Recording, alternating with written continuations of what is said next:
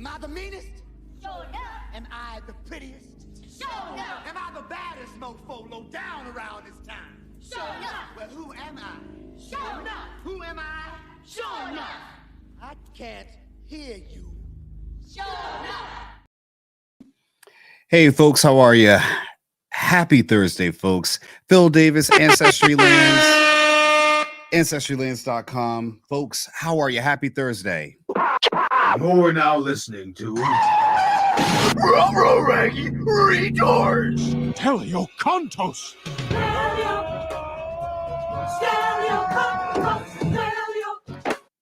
Doesn't that just ring well? Happy Thursday, folks. Right now, either you're on the East Coast, you just finished lunch. Actually, it's 1:20 today. Happy March 2nd, folks. This is episode 13. You're now live after lunch with Uncle Phil. If you're on the West Coast, what is it? It's almost about 10:20. So you're just past brunch. You're headed to lunch. You're feeling hungry. You're like, I'm glad I'm live with Uncle Phil right now. You know, we're going to talk about some subjects today, some topics, some sensitive topics. And, folks, I'll let you know where I'm at in my headspace. This is now the 13th episode of this podcast. I'm very proud of the journey so far. And like I said, you need to always love the journey. And sometimes the road is rough and rocky along the way. Some of our main topics. First topic we'll get to, Barney gets a makeover. You know, Barney, I love you. You love me. It's quite terrifying, folks. I don't know what to You serious? say about, what we're seeing here, but they asked paleontologists to redesign the purple T-Rex, which is Barney is a T-Rex, popular children's program in the 90s, early 90s. Barney, he was, much like a different version of the Sesame Street one. And this is some of the depictions that have come up from Barney at this point here. This is some of the pictures that they've come up with. Terrifying. I don't know if this is, how you're going to do a children's program with this, but I'm sure the viewership's not up unless you're going into some kind of hardcore anime style. Anybody in 80s, baby, you remember Dinosaurs? That was a TV show, Dinosaurs. Evil dinosaurs, space dinosaurs landed on the planet. Of course, they've had some humans in there. This is right around the time of the Captain Planet time. And this is the design where they've done of 3 different designs of Barney. I don't know, man. That's quite terrifying for my children to kind of watch that. And hey, you know what? Times have changed. Maybe that's what the crowd wants. Thursday, folks, March 2nd. We know at April 15th, all your taxes are due. Please file your taxes. Tax season is always a sensitive time because it always gives us an opportunity to look at our finances, where we've gone over the last year. Have we made more? Have we paid more? Or do we owe taxes? Are we getting a refund? And it also lets us know financially where we are year to year. And in other stories too, as well, Joe Biden has said that he's actually going to raise some taxes in March and a budget proposal. And we'll go into that too as well. Our main topic, we'll talk about a few other things, with it related to taxes, and about wealth and things like that. Because Grant Cardone chimed in about what is now the new middle class, and he says that's in the person with $1 million is now in the middle class, and that's going to follow us right up to the main story. I'm aware on this show that I talk about Black issues, and the reason why I talk about Black issues is because I'm a Black man. 42 years of age today. Thank you for all the people who wished me happy birthday and well-wishers. If you're on Facebook, YouTube, or any of the other platforms, please give a like or subscribe, share the content. Come over to YouTube and engage in the chat, like or comment. Let us know you checked in. Just say checking in. And if you're watching this on a replay, leave a hashtag replay in there and let us know that you're watching the video on a rerun. Shout out to the people who do watch the show. I appreciate you all from East to West Coast, and I thank the family members who lend their ear to watching the show. I always tell people all the time, you don't always need to look at my beautiful face, my 42-year-old face here. You can always just listen, and that's important. I've come to find out, and I'll take you through a little bit of my journey with this. When I first started doing the land business YouTube channel, I just put out just land pictures. And you always think that when you're doing something and you want to do it for community, or you want to do it for people who don't have access to higher levels of income, wealth, and other things like that, you want to help serve the community. You feel very good about doing the right thing. But a lot of times, the people who are watching shows like this, it's not the booty shaking popping. It's not the N word this, or it's not the quick hit shows where people are talking the ish. People are talking, and they're going to talk about all the things that don't matter. And on this show, I've noticed that even my family members, they didn't watch my content. They didn't watch a land video. My mom did a lot of times. My dad would chime in from time to time, but it didn't hold their attention. So I had to change my mode, my modality, because my parents would show me Steve Harvey and Family Feud on TV, or a clip they saw on Facebook, and that grabbed their attention. And now that I've done a podcast, I noticed that they're watching more. They have conversational pieces, they have things they want to discuss. And if you're a listener and you're bothered by some of the things that I said, that's within your right. I'm not looking for a crowd of people who agree with me. I'm looking to have a conversation. But one thing I don't like about having a conversation is someone who thinks they are the authority because they qualify in one or two factorials. When I say that, I mean that a lot of times in life, we tend to use our experience as the only experience moving forward. My parents were raised in a time where schools were segregated, moving into integration. And in that point in America, for blacks, at least from what I understand from a historical standpoint, again, and shout out to my dad. We had a long conversation last night. And folks, my dad doesn't always agree with what I say. He doesn't agree with a lot of what I say. Despite him sending me to an all-white Catholic school, and us living in predominantly white neighborhoods and things like that. But again, I grew up in a predominantly black neighborhood. I did see I lived during the time where blacks were moving away from the city and moving into the suburbs. And I did see the suburbs, which were safe in areas like that, I did see them take a downward trend. And that's not a shot on blacks, but it's a shot on what is. That happened. Schools that I could have gone to in the local area, they were not the ranking they are now as school rankings are, and that matters.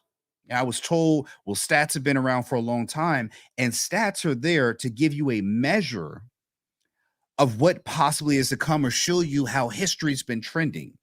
You can't throw away stats when it doesn't suit you. You've got to stay on statistics. Statistics matter. They do matter. But again, I'm going to delve into that. And again, I'm asking the question. You know what? I'm going to get to it now. Why hold the audience to the main one? And my question is to the older black generation. My aunts, not my grandmother, because my grandmother's a generation before them. And I asked this question, Martin and Malcolm, and people ask, black show, you talk blacks, this, it shouldn't matter. Yeah, but, even Meghan Markle had issues marrying into the UK family. We see that now. That's been out there. I have a story that I'm going to talk about later. Houston grandmother choked over $50.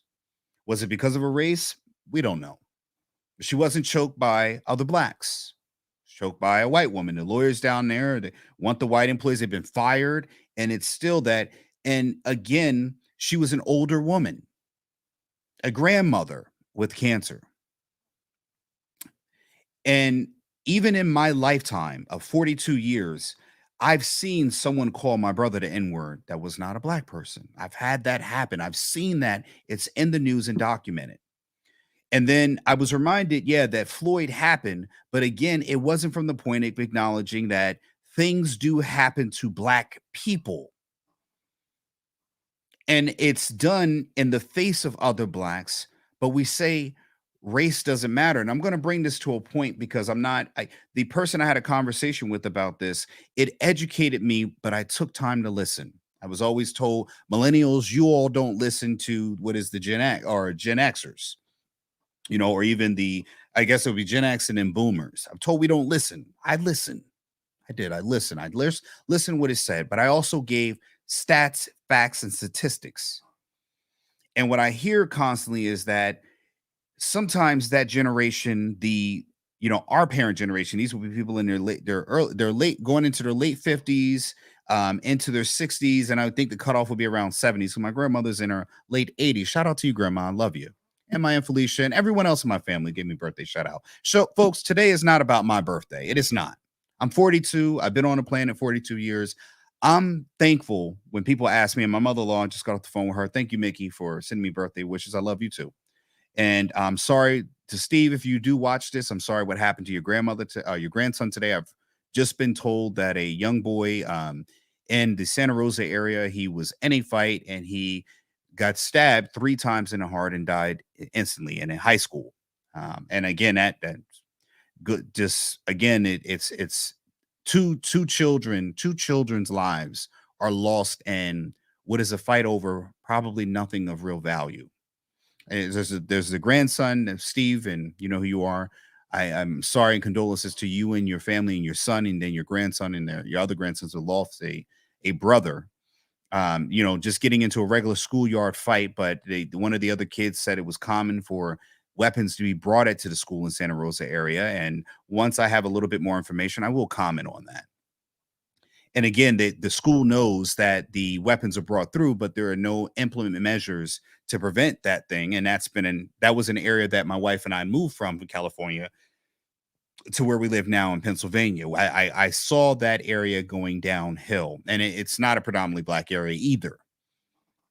But what I'm going to ask is, again, and I'm going to show the naysayers how I understand why there is a problem between the older Blacks and the Blacks that are middle aged now in my group. My cousins, my cousin CJ, my cousin Alexis Lands, the realtor. There is a gap between us, but I think I have a bead on why that is there.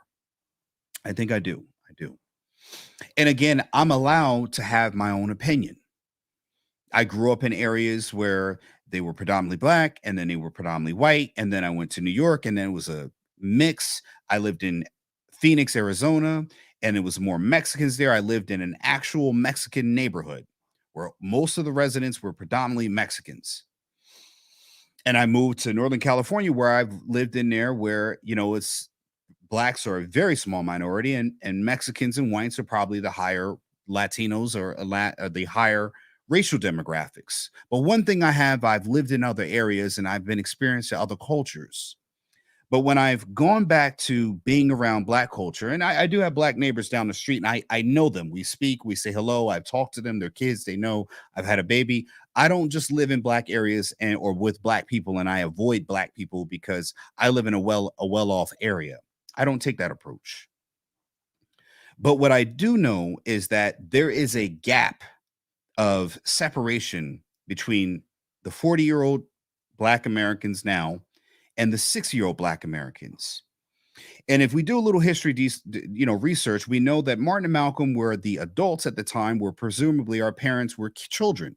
They were going through integration, desegregation of areas.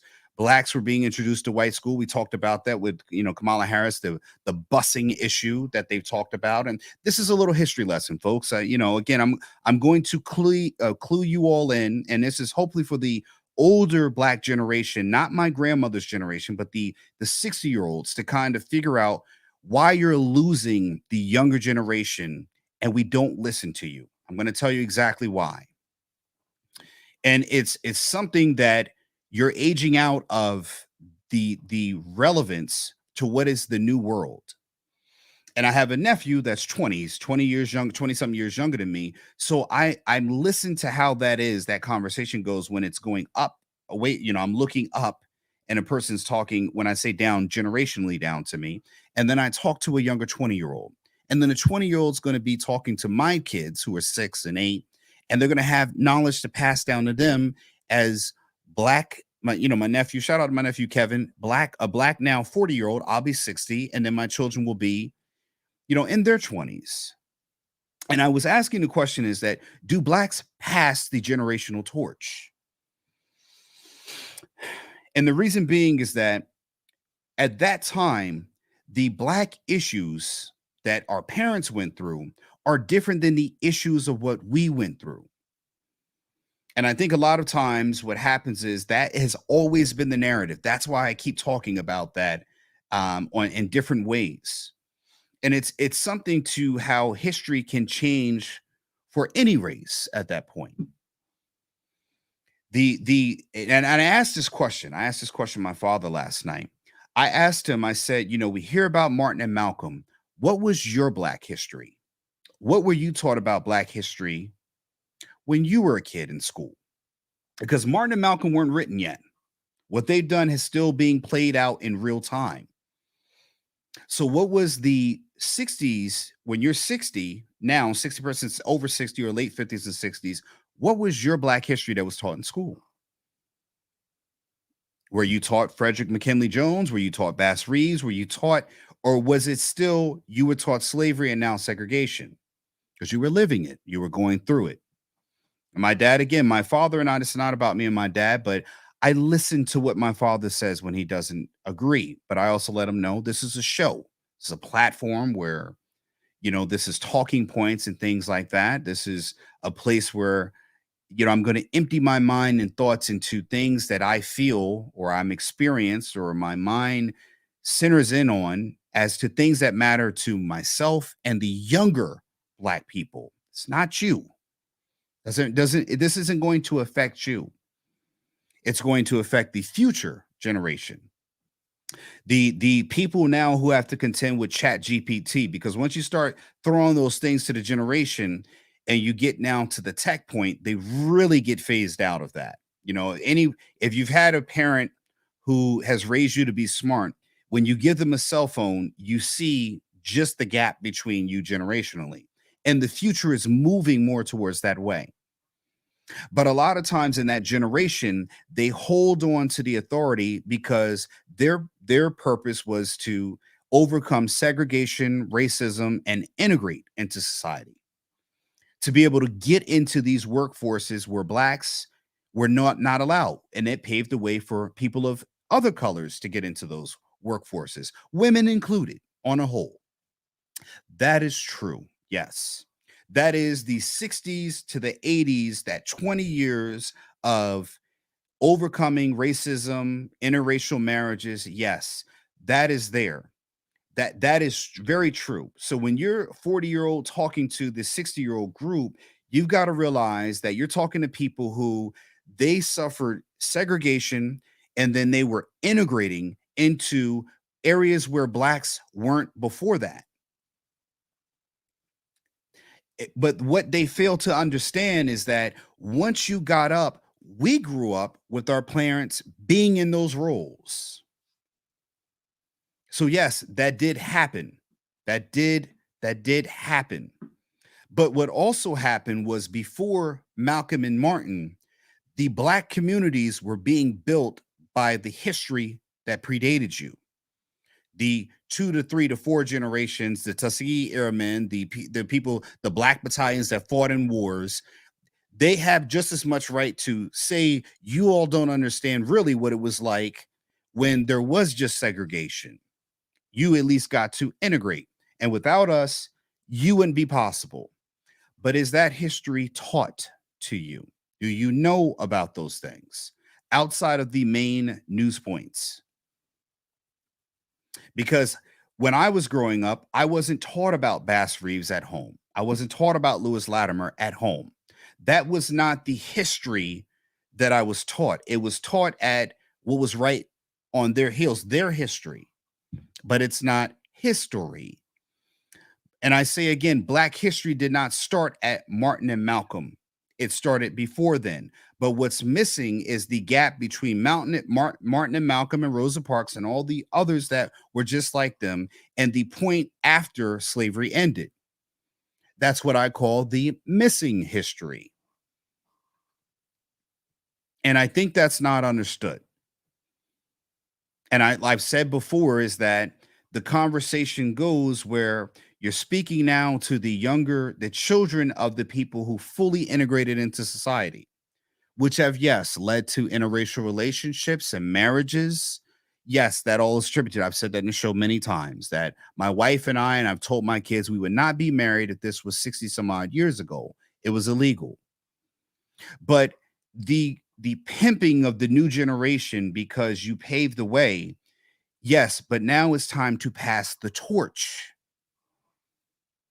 It's time to give the torch away and realize that you've got us there. We have black coaches in the NFL. We have black representation in a lot of places. But what we have seen with the representation is that there's still inequities within that representation. There's still not economic outcomes within that representation that's there. Some people still think that there is still underrepresentation in a lot of areas. I'm not here to disagree with them. That's not what this podcast is about. But what it is that even the 40-year-olds have still felt the remnants from the people who had blacks integrate into their society.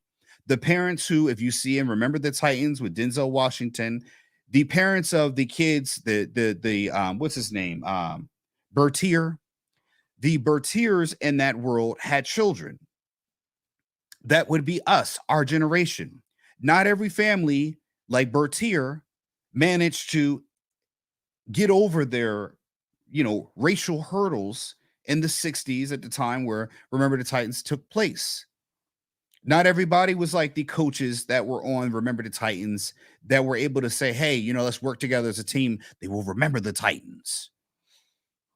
A lot of people were still not okay with it, and they had children who were not okay with it. I've dated their daughters. I've dated Filipino women who had problems with me being black, even though I'm just as the same complexion or they might be even darker than me.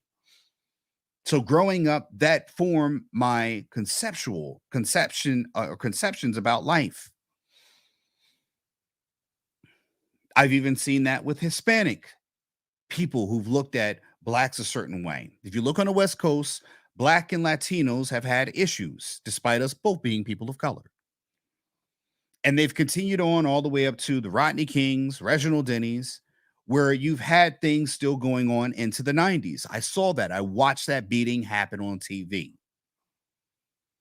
So what I saw was that there's still maybe not the segregation towards integration, but I saw what was still echoes of that racism from that time period.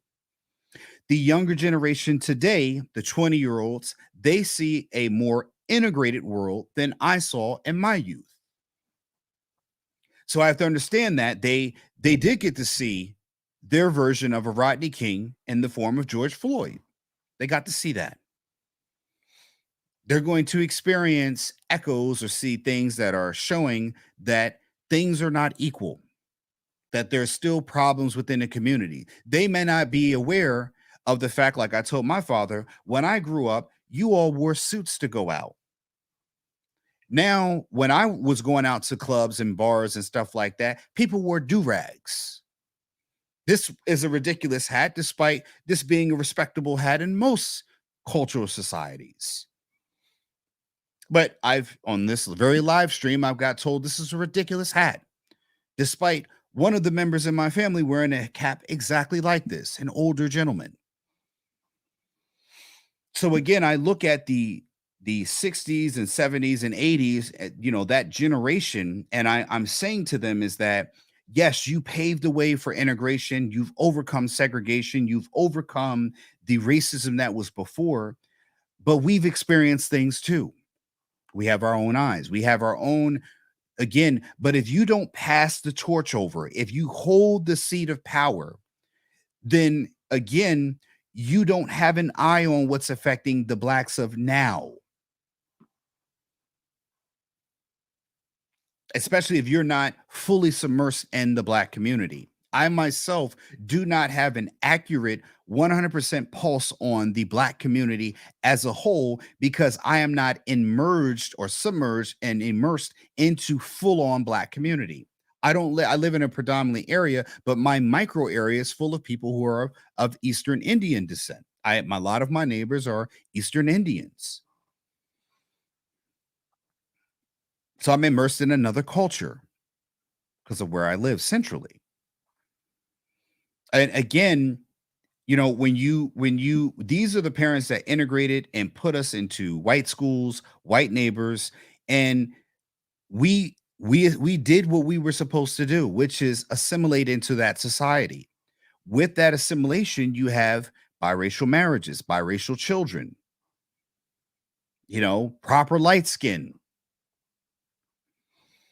So we're not betrayers of the Black community. We're the end result of what I guess Martin said, that all children, despite color or creed or whatever else, they would be playing together and going to school together. And I'm sure he left out or maybe didn't want to cover in there that they were going to be mating together to have children. That's what Martin's dream was about. Well, we got it. We got it. But again, there can't be a constant debt that can never be paid, because we have to turn the page. We have to move on and look at what is still in the now. For anyone that would say, Black, no one's concerned about color, then you would say Floyd would be a different discussion. Mike Brown would be a different discussion. Right or wrong or whatever else, but a Black male acting up in society is viewed very differently. They have tons of studies showing that even teachers will center on, if kids are doing nothing but playing, their eyes will direct towards a Black child. That means there's something that's passed down within us to think that way. Is it wrong? They have a thing called implicit bias. Look it up. But again, when you go and talk to that generation, you can bring statistics. You can show how that, there's 70-something% Black single mothers, things like that. They still will kind of, yeah, but what about Patrick Mahomes? What about Michael Jordan? Michael Jordan owns a company. What about those? Those are outliers. That is not what you see in the prevailing Black communities. That's not what you see when you look at Black wealth. As I've said, in the Institute of Poverty and Wealth has said by 2053, Blacks will own nothing, zero wealth. And despite what I say or news says or anything else like that, and one of the bigger problems I have, you can hear it from a white newscaster and tell a Black person that, and they won't believe it till they hear the white newscaster, even though you can look it up, give stats and results. The same information they take from white news networks, they won't take it from a Black man that just said it 10 minutes before them. There is even implicit bias within the Black community itself. We've seen that with the Michael B. Jordan situation about how guys were corny. And all the time, they just center in on that you married a white woman. While I've dated tons of Black women before then, none wanted me like they wanted the thugged out dude over there. In the 90s, that's what sold. The Tupacs, the Biggies, the players, the player haters, the thugged out guys, L7 guys who were good in science, good in math, their parents educated them. They were passed over for the guys that were sagging their pants and doing those things like that. They were passed over. We were passed over. We weren't hood enough. We weren't thuggish enough. We weren't gangster enough. We didn't like to fight, because why fight when you could resolve it with your brain? So we went outwards to other races that could understand us, and they could make us feel, or they actually we found worth in other places. But what happens is that the net was thrown out and says, wait, not so fast. You've got to stay Black. And I said, but every time I try to go pick the top Black girl, she wants the bottom thug guy. She wants to do with the gold chain and that. So dad or mom, not my parents, if you're not going to let me wear gold chains and let me go out and sell drugs, you don't want me to do that, then I can't compete with who the Black women are selecting. How can I marry a Black woman if what they choose are men that they're going to be future baby daddies to? And I'm going to say this too. I've had my mother tell me, a girl that I used to date back in high school said, I wish I had married Phil. Black girl. Told me that with her own words. Won't say any names. But again, when I was younger, trying to get that girl to be in a relationship with me, she wanted the rappers of that time. I've even had a cousin ask me, do you like black women? I said, how can you say that? I said, I've dated majority of my life. I've dated black women, but I married a white woman because I was her pick. I was the top guy. I didn't have to contend with essays and thugs. And she liked because I was smart and intelligent. There were things about me outside of my skin color that was worthy for her. But I'm a person that I hate blacks. I hate the community because I didn't marry black. Again, you have to check off the box in order to be in the group. Hell, even speaking correctly, speaking proper English was considered white by most blacks. And despite the educated blacks knowing that is a subversive part of the culture, they still will charge you with the black whipping points. And it's a shame to me. And I say in a point is that I've noticed when I look to my family and friends and people in my network to support me, it wasn't until I got on this podcast that people started having conversations about my content. And yeah, I'm not scared to go there. I'm not scared to step out there into the light because I'm concerned as a father who has black children. Don't get it twisted. My children have a white mother, but if a Barack Obama got to be the black president, then I guarantee you, my children are black too. And everybody don't get to go retroactively take Barack Obama's blackness away. I was down with it too. He's a black president. The only thing I was like, everybody forgetting his mom is white. But if he's black, then why can't they be? He's an educated black man with a white mother. But I said he's the first biracial parent. And again, to all the people out there that want to throw us L7 or, affluent blacks away, even when he was going up against the Republican Party, if people don't know, they said he was still black in their eyes. The Mitt Romneys and all the Mitch McConnells, all the Congress on the Republican side, and probably some Democrats too, they still had a problem with his blackness, allegedly. Or the fact that they would not work across the aisle to get things done, stick in the mud on Obamacare. I was there during that time. I lived during that time. But again, what I see with the older generation is that you all, again, have the ownership on black suffering. I wonder how traumatic it was. My brother's at a football game and he hears a white player on a team that we're playing call him the N-word surrounded by other black players, and they did nothing.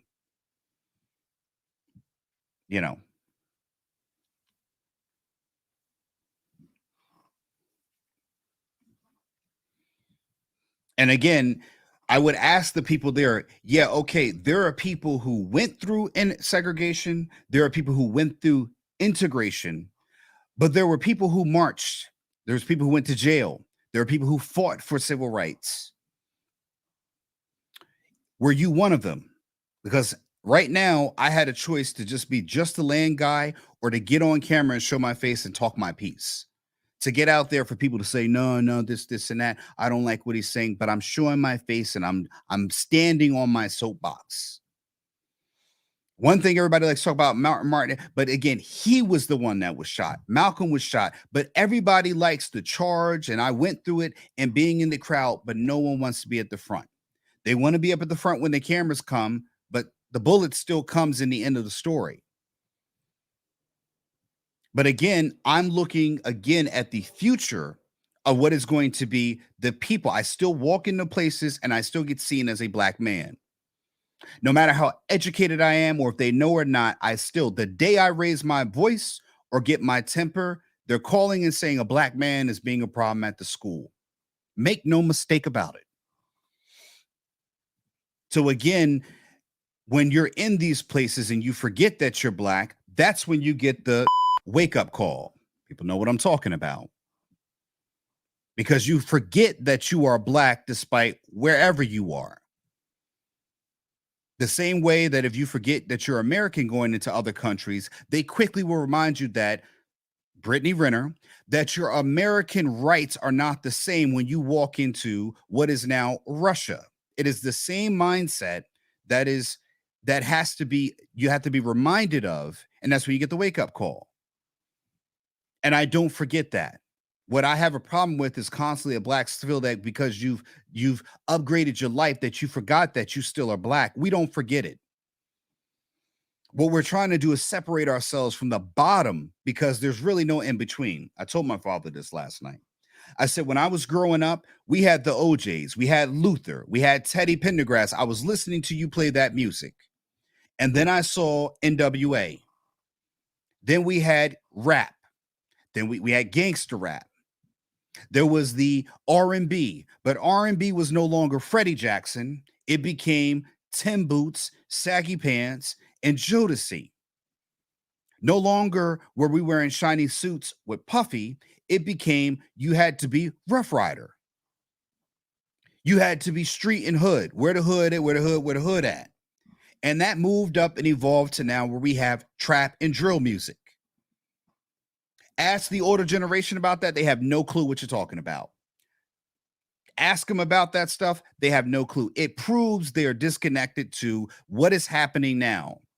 And I keep saying, yes, you all had integration, segregation. But if you go back and look at those Oprah Winfrey shows, the Sally Jeffrey Raphaels, the Ricky Lakes, they had black men up in there, businessmen, whatever else, wearing glasses and suits. Most men dressed in suits at that time period, late 80s, early 90s. They were working, integrating into corporate America, wearing suits and tie. But every black man was on the show being told how deadbeat and bad they are. That happened.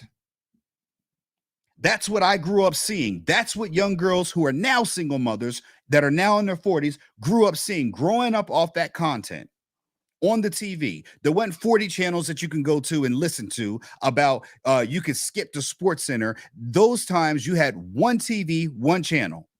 You're at home while dad's at work, mom's watching Oprah and another episode of Black Man Ain't Shit. He's beating you, but he's at work all day. He's out on another man. It was not good stories about black family, black couples. I'll even go further. You had shows like The Cosby. I understand Bill Cosby and all the things like that, but there was black shows with a black family, a strong black woman with black children, and they were a family. You had shows like The Rock. Anybody doesn't know, look it up. You had shows like Steve Urkel. What was that? Family Matters? No, was it Family Matters? I think it's Family Matters. Tell me in the chat if you think it's Family Matters. I think it's Family Matters. And it still was a black family, black cop. But again, what was the girl that Urkel liked all the time? She didn't like him because he was a nerd. She went and dated every other person out there, but this dude was madly in love with her. That was 90s TV programming. 90s TV programming also had Saturday morning. You had educational stuff. What is that? Schoolhouse Rocks, Reading Rainbow. It wasn't what it is now. We don't even have that now. They took away Saturday morning cartoon programmings. And what you have now is, again, ask a grandparent what the kids watch. They don't know. The parents know.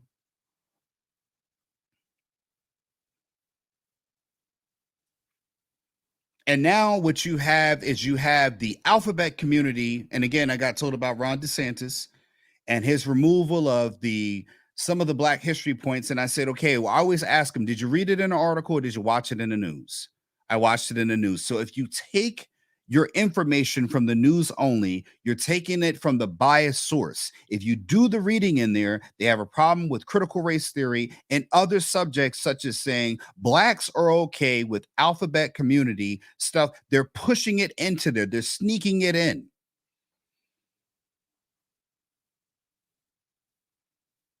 I didn't grow up seeing black men wear a dress. I had my wife watching the show one day. She's watching one of these black shows or whatever else. I didn't see men wearing dresses. I saw one time what was it? Janae or whatever else, and Martin and that. It wasn't everywhere. It was a one comedian and they did it. And we had no real idea that it was part of a ritual that you had to go through in order to make it in Hollywood, even though it's been there.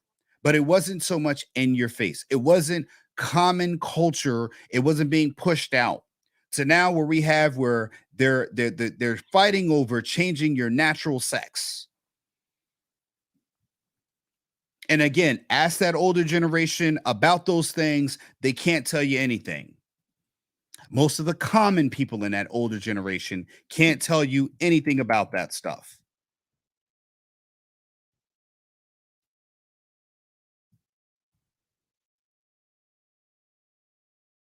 Can't.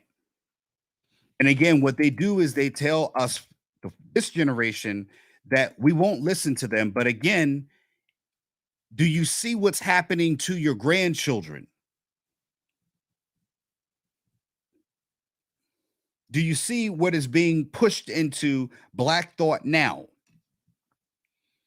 And I'm a parent seeing that happen with our children, but you're satisfied because you see Michael Jordan as an owner, you see Black ownership into there. Yes, that was your mission.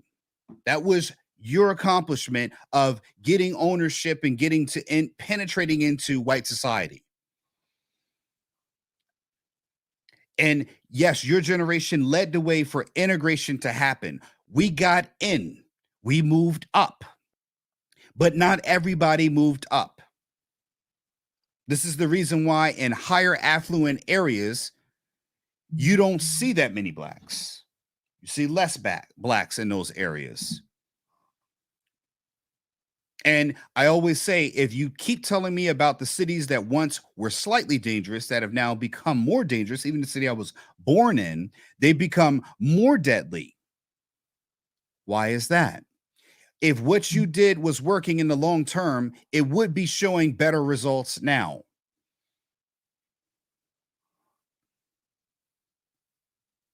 It's not. It's not. I read yesterday that the San Francisco residents, Black 50,000 residents, they make $50,000. Latinos make 80 something thousand dollars.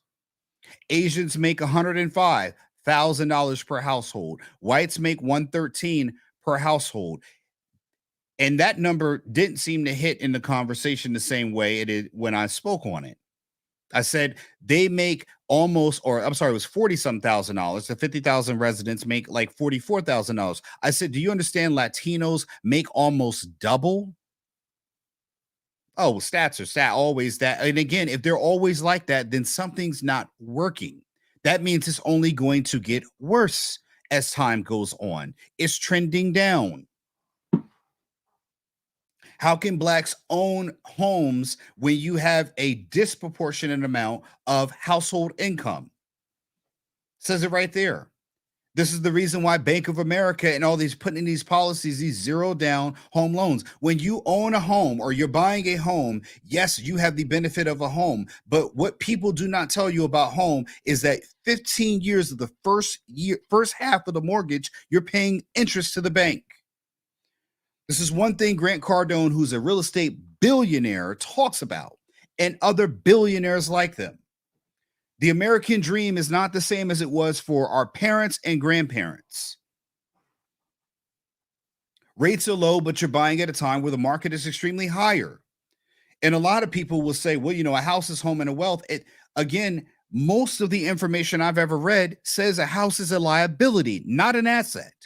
When you talk about your actual net worth income, you cannot include a house as your net worth income. It is not livable equity. It is equity that is building for the time of sale.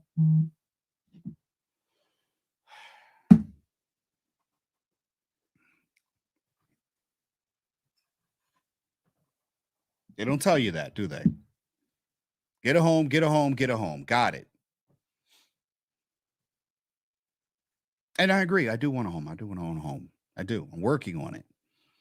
But again, what you need is income. You need income. You can only get the job in what they pay. And again, they're retiring out of life and they're not looking at what's going on for the younger generation. I've said I've gone through what is now going to be 2 recessions in less than 20 years. 2 recessions. I look back and I ask, well, you guys were going through higher interest rates and stuff like that. You all were not going through 2 recessions plus a pandemic. Like, you have to give this generation a break. Millennials were moving back in with their home and with their parents, the ones whose parents would allow them to move back into the home. But you have parents who are teaching or treating their younger 40-year-old children, 30-some children, how they were taught from that older model. It doesn't work when you needed one income to survive during the 80s and 90s, and now you need two incomes to survive. They don't want to see that. They don't want to see that at all. We're just supposed to make this happen out of thin air. Yeah, we did get a degree probably earlier than most of our parents, but we also had to trade hours for dollars. Interest rates being low, but the market is high. Even now, most realtors or financial people will tell you, what do they say? Don't marry the rate, marry the house. And now you have millions of people in articles I'll bring up saying how they're underwater in their mortgages. They're losing their homes. They're living debt. They're high debt ones. College tuition is higher than ever. And the older generation continues to ignore this stuff. It did not cost $20,000 to $30,000 for them to go to college if they got a college degree. But still, we're supposed to just make it happen out of thin air. A home wasn't $700,000 that is now, and you look back 30 years ago, the house was only $200,000 or $400,000 at that time. That house is now $2 million. Who can afford that? And you got to go in and remodel and fix and renovate and update a house. When you buy a home, and I'm going to go in and talk about this because this is what no one ever talks about with owning a home. When I first moved into the house in Jersey, in Willingboro, in Garfield East section of Willingboro, the house had the little wood panels or wood wallpaper, whatever that is, that paneling that was very prevalent in there. Yes, it was. I lived in that house when I went to kindergarten by that time. So it was around 6 or so. So we lived in Jersey from 6 and we moved in Willingboro, Jersey. And then we moved out when I was about 16 or 17. So 10 whole year. Or well, no, I was 8. So about, we're about 10 years in the game at that one house. But again, what doesn't go into there is everything that you spend within that house. Because the walls we took down, my dad put up mirrors, popcorn on the ceilings. There are renovations that have to get done in the house. If you're going to take out and now people do full-on renovations. They update the house, the heating, all of this stuff. The money that you put into the house, you may or may not get that back. That never gets factored into what it always is what you bought the house for. There is no inclusion of what you spent to maintain the house that says how much really you spent when you sell the house. And again, yeah, you don't have to be a homeowner to have that education. You don't. You just need to read and understand that about home ownership. They tell you, you got to do your research. And again, you're left to just go out and find it. That's why we have technology, because of information. You don't need to go through life and just walk through, get divorced, find out you can't afford something. Because generally when you go to your family and say, hey, can you help me out, mom and dad? They can't help you a bit. They can't. They don't, and they won't. You get divorced. For men, you get divorced. Your parents will not house you. They'll house your wife and children. You need to go do it on your own. You grow up in an environment where dad's out of the home. Now, I was lucky enough, my dad did have custody of us. But for most ones, their dads lived outside of the home. They were kicked out of the home. And what we did see was mama bring another dude in there, and we had problems with him. I've gone through this myself. Most children reject another man who enters a relationship with their mother, even if they're divorced. Divorces are high now, but it started back then. That's where we started seeing it. And most of the friends I know, parents are divorced.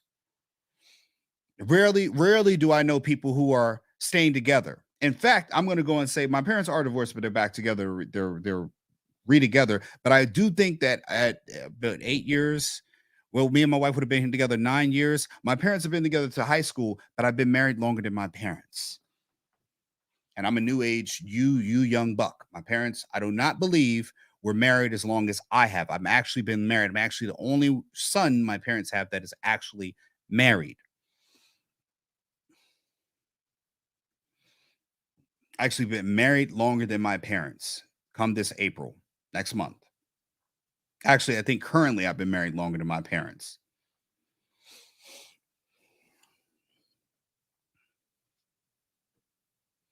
I don't know shit though. I don't know shit. I don't know shit about anything. You know, don't know a damn thing. But I get into conversations with older folks, and it's, yeah, you have experience. You do. Yes. No one's saying you did not contribute to pave the way. We did. But you got to get the out of the way so we can move on and we can get further in life. You old people have to move out of the way so us 40-year-olds can take the torch and make sure that when the next 20-year-olds get to 40, we haven't lost ground. You have to pass the torch, older people. You've got to put it in our hands and let us run the ball. And if you're not going to help, get the out of the way. That's what you got to do. This is why younger people want the older people out of Congress. This is why we want the older people out of Congress, because you're all doing things the old way. It does not work when you're having congressional meetings against Facebook and you don't even understand what an instant message is. You don't know that it's linked to IG. You don't know what Snapchat me that means. Most older people do not even know how to operate a phone correctly, let alone troubleshoot it. Hey, this is going to hurt some feelings. That's what you watch the show for, is to give you something to talk about. And that's the problem. We are not longer children, but again, we get spoken to as children all the time, despite us being leaders of the new school. This happens all the time with the older people with the new rap. But what you see now with rap, and this is a great example of how what works before saying again, and again, I'm going to say something too about this. When older people say that young people don't listen to them, you all didn't listen to your parents either.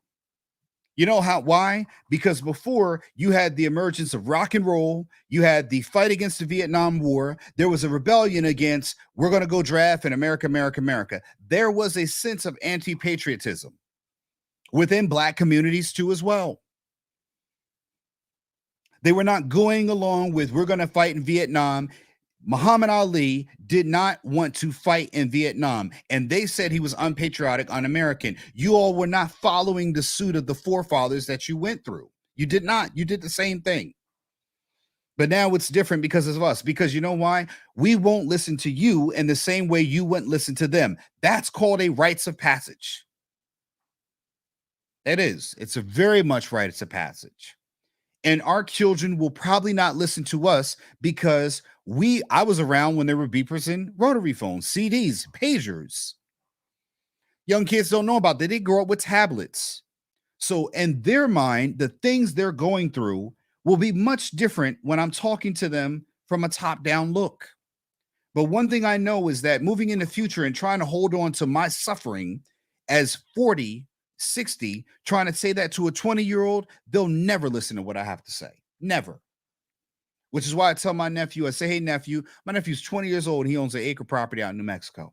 And what I tell him all the time is that, hey, I know you like buying Jordans, buy the Jordans, but save some of that money so that way you could hold on and buy another piece of property. See, when I grew up, it was don't get that, don't get this, save, save, save, save, save. No one wants to save all the day and not live life. That's not how these generations want to live. We want to live life. We don't want to be suffering all the time and get it all taken away from us. This is why we have passport bros. This is why we have people leaving the country or saying, hey, I want to go overseas. I'm going outside of my actual neighborhood or my country to find love somewhere else. Because what's happening is it's a sinking ship. You've got girls on IG showing the backside of their body, and you can barely even see their face. And that's it to get 20 to 30 likes. The studies on the dopamine hits on social media and how it's just destroying the fabric of the economy. Heck, when I have in-laws over here and have my parents over here, they can't put down their phones. Between them and my kids are on the phone the most. You know who's not on the phone the most? The 40-year-olds. Older people are glued to their phones, glued to them, and damn near don't know how to use them most of the time. Most of the time, they can't even be on a call with you and get it and understand they've received a text message at the same time. And you're sitting there understanding how this person whipped your behind for being stupid, but they can't figure this out. And I tell them all the time, why don't you read the directions? Why don't you go on YouTube? And I don't know how to do that. It's acceptable now. That's why I said you need to move out of the way, man. You do. And they're not going to like it, but I don't give a shit. I don't care. I don't care. Why?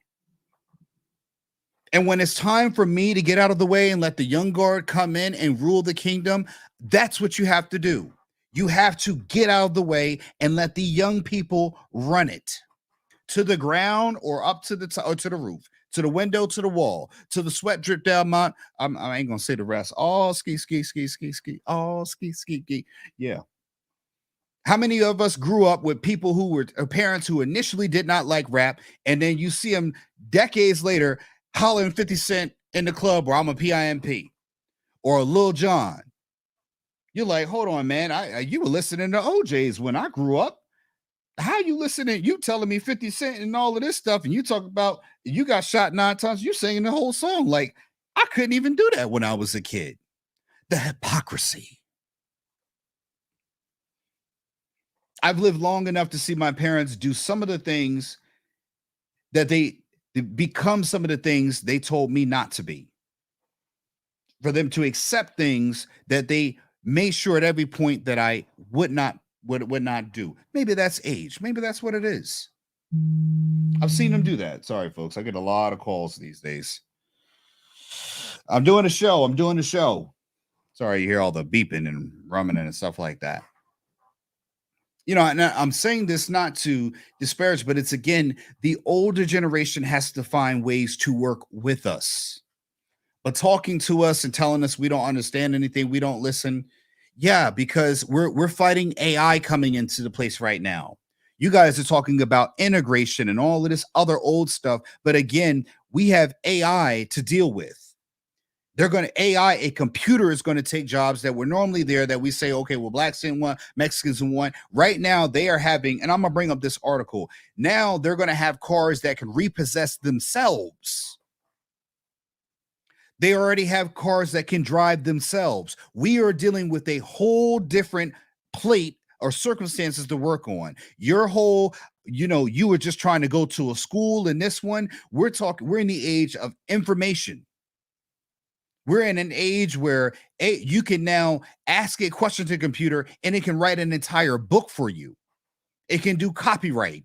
It can create images quicker than an artist could by hand. It can. It will now be replacing jobs. There were no self-checkout aisles when I was a child. Every aisle in a grocery store was manned by a human who would screen and scan and do all of that stuff. My kids nowadays will grow up where probably there are less humans working in the front checking people out, and there are more you have to check out yourself. That alone lets you know that we're dealing with different things. That means that corporate entities are not even hiring humans, let alone a black person or a white person or that. So again, what now is happening is that the hiring pool or job pool is being squeezed down to now the small pond, only the strong will survive. What I'm saying on this podcast is that blacks need to stop holding on to the old guard and we need to look to the future, because again, when you turn around and try to get through that door of opportunity, it's going to be a long line, and the only people that can get ahead are the people that are priority pass. And I guarantee you, it will not be all of one color. The only problem is you're going to see a few blacks go, a few Latinos go, a few Asians go. And you're going to see all the people that hold the power will go through regardless if they're qualified or not. But again, not everybody's going to be able to get through that door on priority.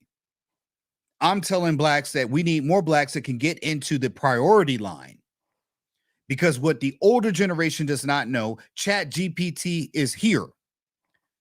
AI or diffusion AI is here. They don't even know anything about it.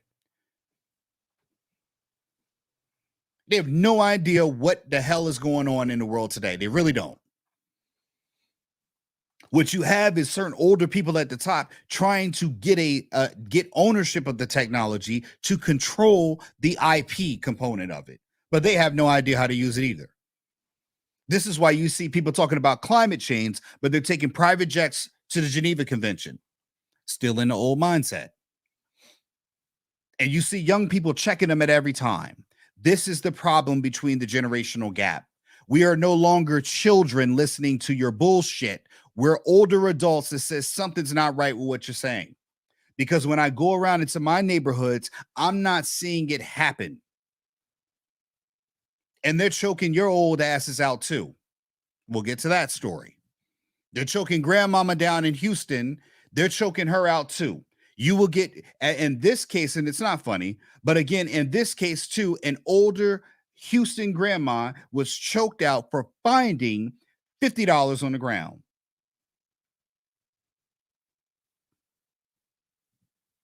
She just found $50 on the ground. Hey, Mom, I'm doing a show right now. Oh, okay, I'm sorry. No, it's all right. Love you, bye. Love you too. It's my mother. Shout out to you, Mom. I know she's calling to tell me happy birthday. Grandmother in Houston, Black grandmother. Does that matter? No. Older woman suffering from cancer.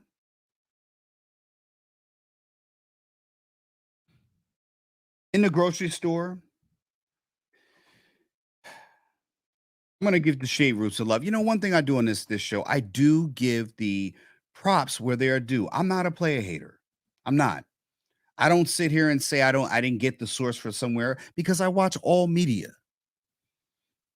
Shout out to the angry man Valdez. Shout out to Coach Greg Adams. I hope you're getting home safely from your international travel. Shout out to Rusted Junk. Shout out to Maria Guardado. My aunts, my grandmother that share my content. Family in the West Coast, Aunt Terry, Aunt Mickey. Shout out to all the people there that do support what I do. Shout out to my parents. I love the way my dad, his disagreements, I don't hate my dad for his disagreements. I love it. You know why I love it? Because, he gives me a different perspective on things that I did not think of. But again, what I see is that we still have remnants of the younger people don't respect the older generation. They don't. But I wonder if it's because we never took time to listen to what they had to say. And this will continue so long as people do not listen to the younger people. And again, you will have younger people assaulting older people regardless of race, no matter what. In this case, it does happen to be a Black grandmother. Assaulted in Houston grocery store by white employees over $50 bill. Shout out to the Shade Room. This is the mother here. She's at the register here, looks down on the ground, and finds $50. Now, the white girl's there. You know how young girls are, man. 65-year-old Black mother battling cancer said it was a lucky day when she found $50 on the floor. Is she right? But what she did was said, hey, this is Betty Smith. She said there were 3 white store clerks at the Lindemann grocery store in Industry, Texas, detained and assaulted her after she found $50 on the floor. Money they claimed belonged to a friend of the store clerk that had been in the store minutes before. They didn't say she ran off of it. They said that a small disagreement happened, ultimately ended in Smith's assault and arrest of her granddaughter, Destiny Cyrus, who arrived at the scene to attempt to de-escalate the situation. Did not do that very well. The store employees have been fired since, and the Austin County District Attorney has declined to file charges on either side. If you go to the video, it's actually in the save room. I did put the video in my community section on my channel, Ancestrylands.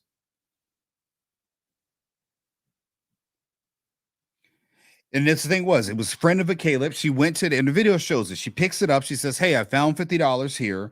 And the girl says, it's Caleb's. Now, again, from this Black grandmother, I be not inclined to trust the person at the store. Okay. One thing I noticed here is that when they said, and this is defense of the Black grandmother, because we're going to look here at the when I get, can I get to the, this here, the women grabbing her, the people grabbing her. I don't see a uniform, a work uniform here. She says, "Oh, that's Caleb." And the woman saying, "Well, you can call the owner. I'll give it to the owner, or the owner of the $50 bill, or I will give it to the owner of the store." Now, this young lady here does not look like she's wearing store employee uniform, at least from there. Another girl comes out, says, "Well, I'm the store manager." I mean, she didn't look like she was dressed in manager garb. This woman has no. How can she just blatantly trust two white girls just because they say what they are? So what? Who are you? I don't know. She says, "Call the owner of the store and I'll give it to them." Or then the younger manager then said, "I'll call the police or I'll call the store owner." She chose to make a subtle threat to the older woman, not giving her respect because of her generational age.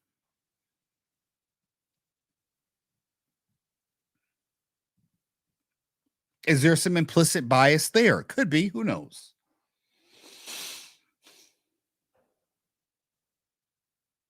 Just because you found the money doesn't on the floor doesn't make it yours. One of the female employees who said, who's white, I mean, we always got to throw in a race, tells Betty, "You admitted that you found it on the ground." Yeah, it is.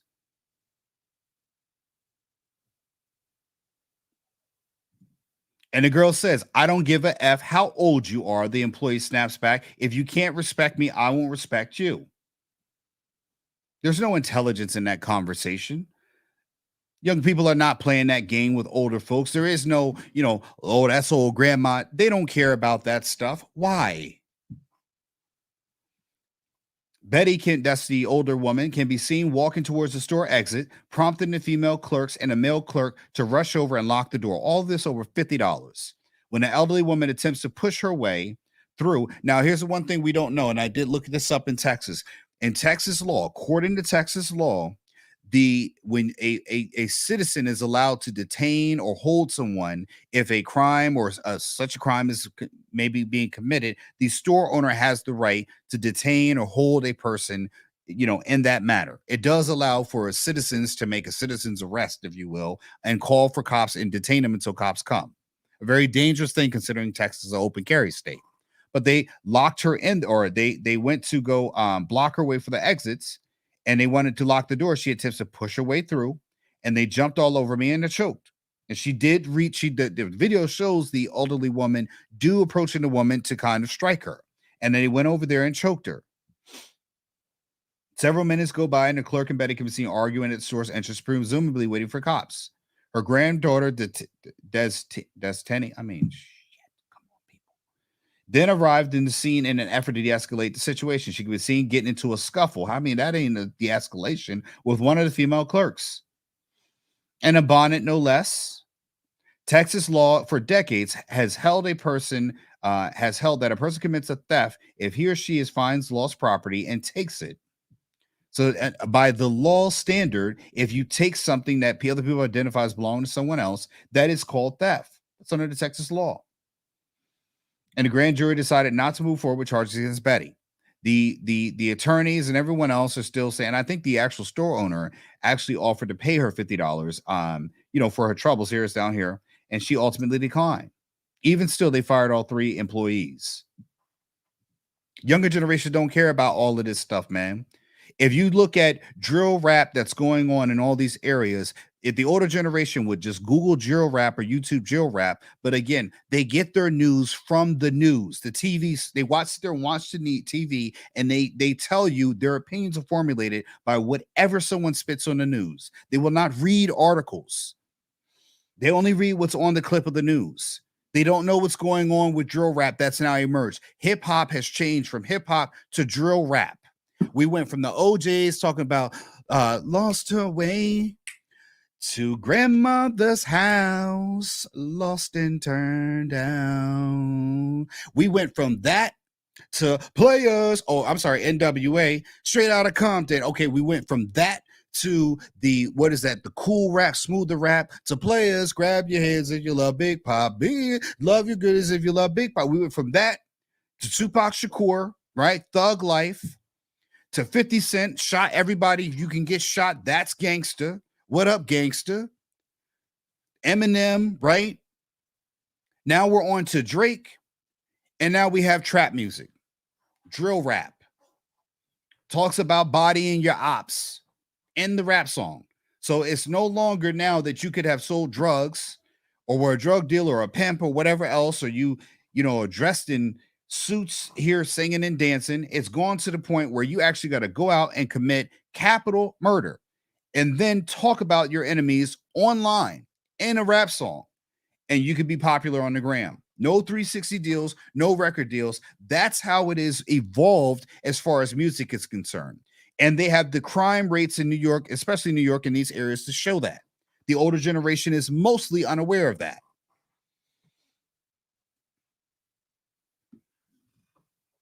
But stats don't matter. I would say stats don't matter till it's your black ass getting shot by one of these young people during a drill rap. Then it'll wake you up.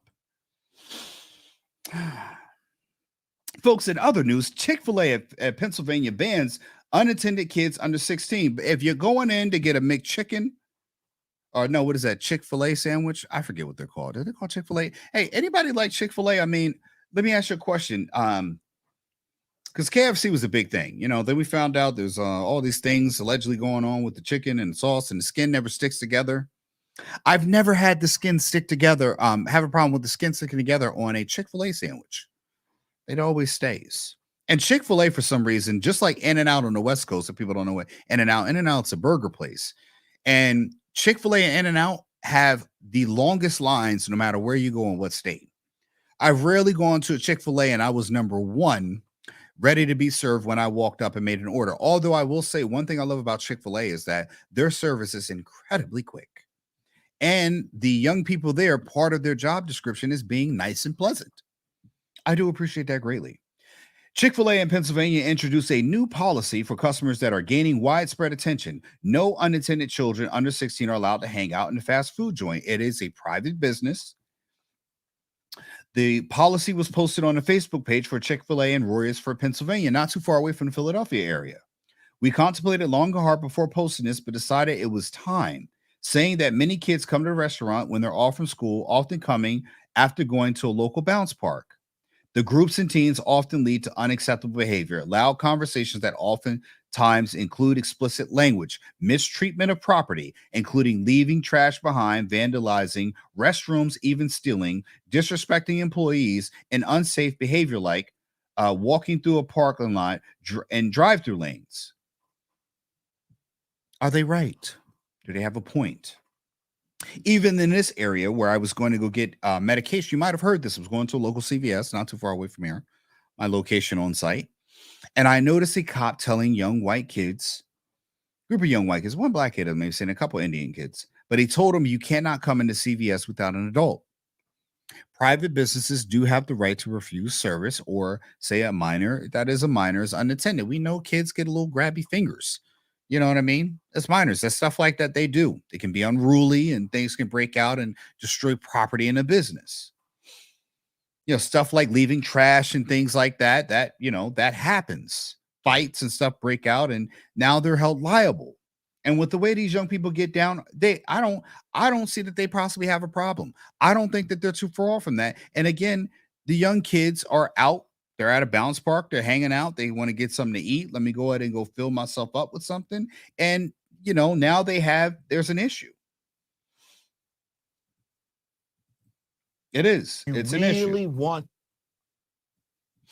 And folks, I when I say this to the older black community again, and I'm going to say is that again, when they say the talking points and we're shotting down on the black community, even CNN has done this. Talking points about what's going on with the black community. Don Lemon, no less. And I'm going to show this too. That it's not just me over here being old. I hate blacks and stuff like this. I'm going to show you a clip from Don Lemon talking about 5 ways to fix the community. And the problem is that younger black men are no longer going with the woman is right, the woman is God, black woman is this, and that. We're saying, no, something is wrong here. Me being raised by a single mom, something is wrong. There are things that are not right when I do not have my father in the home.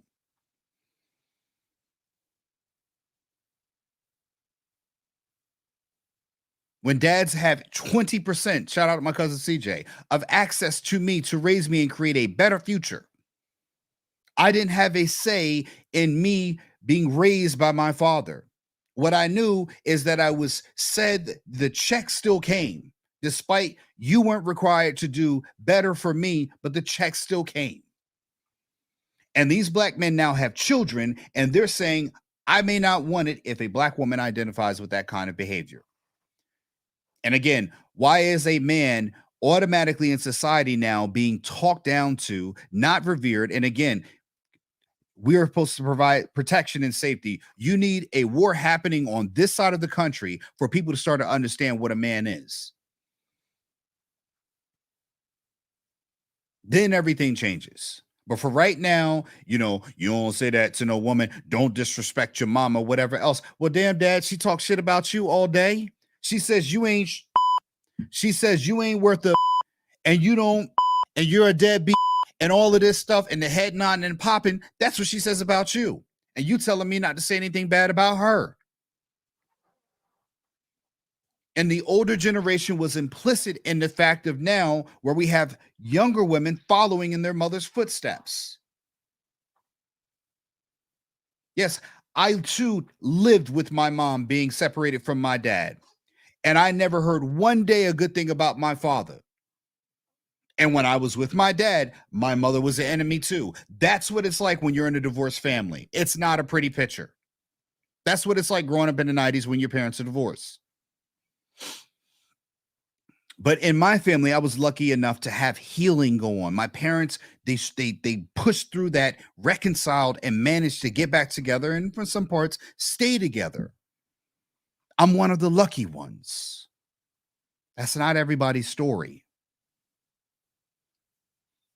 And again, what you're looking at is that in most of the cases, I got lucky. Could easily be one step away from not having a podcast, not having that story to telling you, man, my dad is dead or in jail or this, that, and that stuff. My dad's own life was one decision away from being that statistic. That's the truth of the matter. And I get it. You may not listen to my whatever. And again, and I heard Steve Dedeen say this. A shout out to Steve Dedeen, man. I'm gonna just give a shout out to Angry Man, Mr. Fantastic 824. I love your show, but I hate that you've chosen to go live when I go live, because then I don't get to watch you, and hopefully I know you don't get to watch me. But I appreciate what he's doing. He's got a different take. I can listen to, I guess you would say more black than I am. I can listen to that. I respect what he's doing. The Angry Man, I respect what he's doing too as well. I like their content.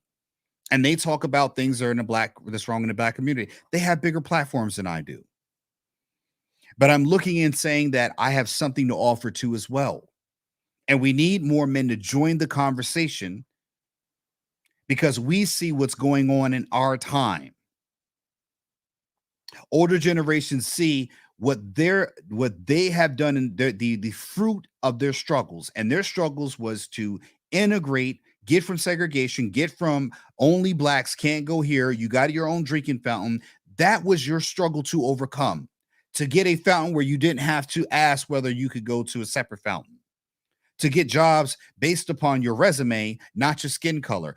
That was your quest to overcome. You got us to that promised land. Okay, good. But now that we're there, great job doing that. You got to go sit down, because now that we're here, we've got to find a way to live on this land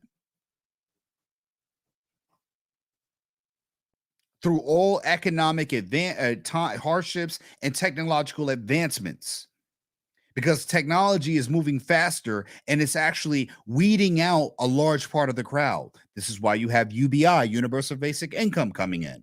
And at the same time, we don't see more blacks rising up to become more proficient business owners, progressive, look forward thinking, forward looking, solution oriented. We see them living off the government dole. And again, I was told that is normal. How can we gain economic upward mobility if we're always being handed out aid in a form of government checks? Even Ugandan president said that foreign aid is a problem. Keep getting money relying on the United States and not building your own sovereignty will cause us to be weak in the long run.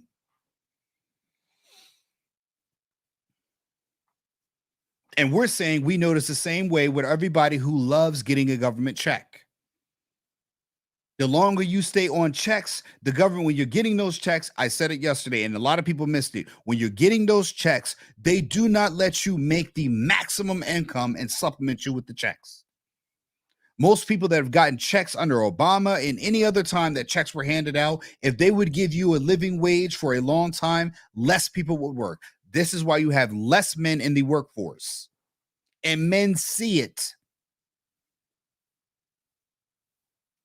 We're working in these corporate areas where we're one of only men. You can't say something, and women can talk ish about men all day. And if a man so much as says something or even says, hey, your hair looks nice, we're down in HR with a harassment charge. You can't tell somebody to do a good job or do a better job, but a woman can say that to another woman and it's totally fine. I've had times in a hospital where I've had another black woman disrespect me right in front of a white manager. She ain't do a damn thing. And I looked at her, was like, now, if I did that, I'd be in your office tomorrow. I wouldn't even make it through the rest of this shift. The nurse apologized. I accept apology. I did not want to crucify another sister, and I wouldn't want to crucify another nurse neither. But still, I know it would be a different story if I, as a male nurse, would have said something back to her, or I would have been the one to done what she had done. I wouldn't be a nurse today. I'd have lost my license. And it shows that even within women, they're on the same team. That's not the case for us, though. And this is why men like me are speaking up and speaking out. I've had a nurse, because I work around, as a nurse for 20 years, I work around predominantly women. Never been down in HR, never lost my job, never had any issues that would affect my license, never always been respectful. 20 years now, folks, 20 years in like 2 months. Issues like that. One of the nurses, her name was Katie. Curly hair, glasses, very quirky personality. I like people like that, quirky personalities. And she told me, she said, Phil, you're a pro guy. She says, but one thing I've learned about working with you, she was like, you check in with people, you see people, and you never mistreat me, where I've been around other guys who are more, nowadays we call them simpish or, whatever else. It's the guys when they're down there, they just work on their own. That's like, isolated. They could care less about that. And you made me feel like a team player all the time, especially when you were in charge. When I was the charge nurse, I checked on my team, and it was a man-led charge nurse at that time. She said, I said, thank you. She said that, when I'm going back and forth. And again, there was a comfort in the man that I was. A white woman telling me this. I didn't really care about her color, but again, it's just, again, she said that, and I said, I appreciate it. And then when we have patients who are confused, who are combative, man or woman, they will call men in there all day. Even when it's a teenager that's overpowering 3 grown women, they still need to call in a man. But what men see is that men are being chipped away at the bit, especially if you're black, but just men in general, and we're tired of it. We're tired of our wives saying, why do I have to answer to you, but you're supposed to be the man in the house? What is a man supposed to be if not a man? And that's because their mothers taught them to think that way. How many men have gone through that? To the point now where even older men make it seem like you have to fear your wife. Happy wife, happy life. What the husband feels, it don't matter. It ain't happy couple, happy life. Happy wife, happy life. We are being conditioned to be served in servitude or in service to making a woman happy. And women are not taught to serve their husband. Say serve your husband to women and see how many scowls you get. Tell a man he's got to be there and faithful to his wife. You'll see every woman stand up and clap.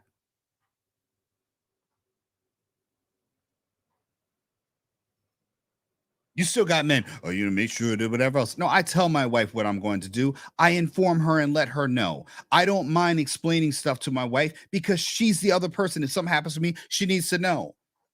But again, when you get the transfer back, it's always some form of oppression or whatever else. And I'm like, where the hell is this coming from? You know where it's coming from? The older generation.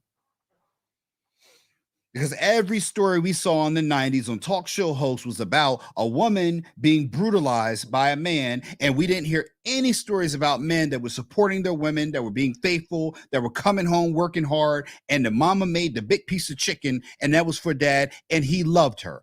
That we didn't see. And to this day, what do you see on the TV when you see black media?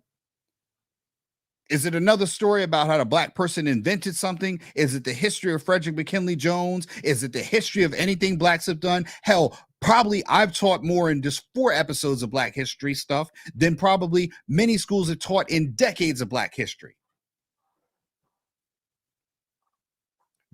How many times have you seen schools give tests, or is there any black history on the SATs as far as history is concerned?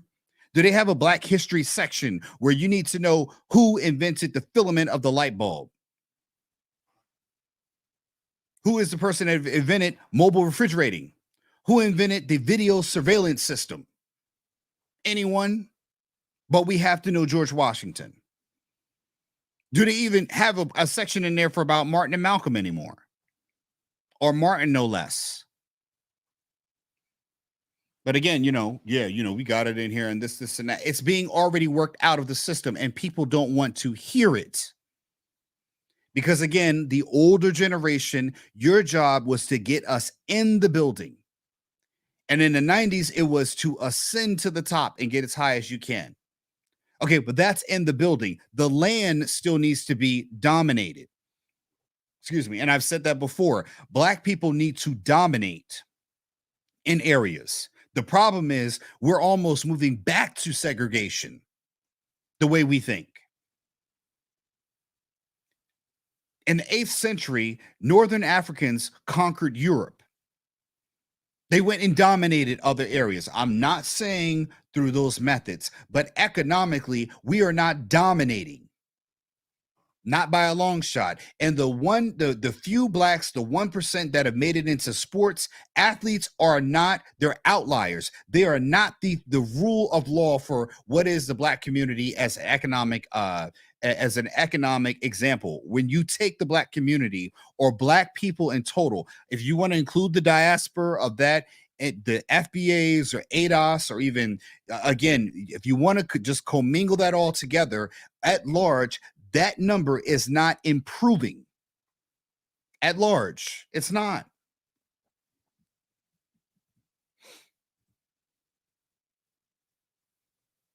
It's not even by a little bit.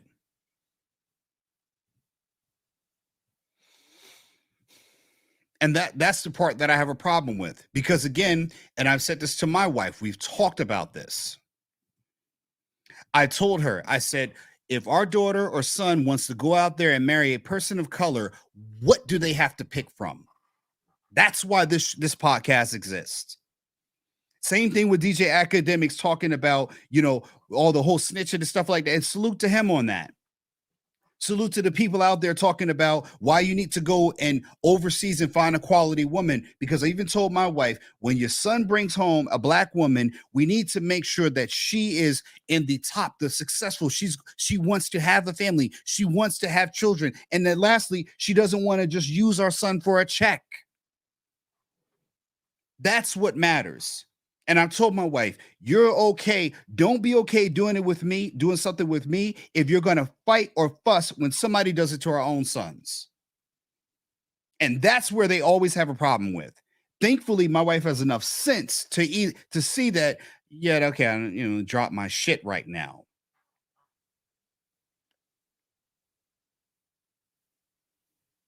But again, the older generation doesn't see that. My mother-in-law was here what was this? Late January. And I explained to her about AI. She's late 50s. I explained to her about Chat GPT. I showed my father how I can put in one sentence and get 4 different ads, eliminating the need for a copywriter.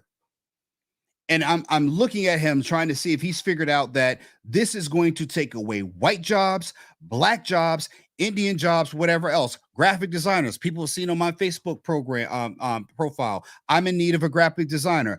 Chat GPT is about to take away their job. To all the people in India and other places, if you don't get your stuff together, AI is removing the need for humans on a whole. Forget about race. They're getting rid of humans. I'm going to show you an article soon in a second about cars that can repossess themselves. Once they get to that technology, you don't even need repo men anymore. Forget about color. I keep telling them. So when you look at, you want to date specific in your race, the eligible pool is swindling down smaller. And I've said this before. I talked about this with my cousin CJ. I said he doesn't even see that it's about to be a human race issue. It's about to be the people in India that I've talked to, the people in Bangladesh and other countries. You're about to be completely out of the market. When AI catches up now, you got everybody rushing to these kind of platforms with diffusion AI and all of this stuff. And we're also investing in the thing that will replace us in a few generations. Our children will have to, what are they going to do then? Other than be serfs for the bureaucracy or the aristocrats. You don't see where we're going. You don't see it. That's why I say the black man is a jester in the king's court. We need to get out of being the joke in the court, and we need to move up to getting some real power positions economically in the country as a group, not as individuals, as a group. How many times have I told you I've gone into these land seminars when I went to go learn it, and I was the only one in there, but I hear people talk about generational wealth and power and all of this stuff. But when I'm like, hey, I got 40 properties, everybody want to do one? Can we get it down to 500 down payment? And no, there are no takers, but I've got clappers when I'm preaching a message about generational wealth, building it. I'm not a grifter, I'm a doer. I'm a person that's talking the talk and walking the walk.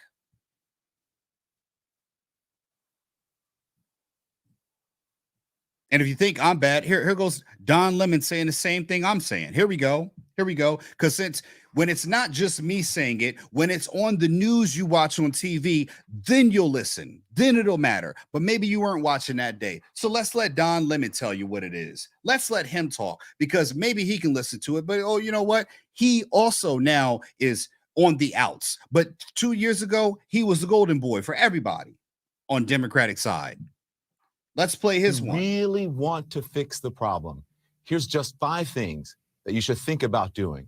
Here's number 5. And if this doesn't apply to you, if you're not doing this, then it doesn't apply to you. I'm not talking about you. Here's number 5. Pull up your pants. Have I not talked about that before? Your ass and your underwear showing is not okay. In fact, Don Lemon talking about this. It comes from prison a few years ago when they take away belts from the prisoner so that they can't make a weapon. Right. And then it evolved into which role I see a white boy doing that one during male-on-male prison sex. You got Latinos doing that too. Really low pants is a submissive one.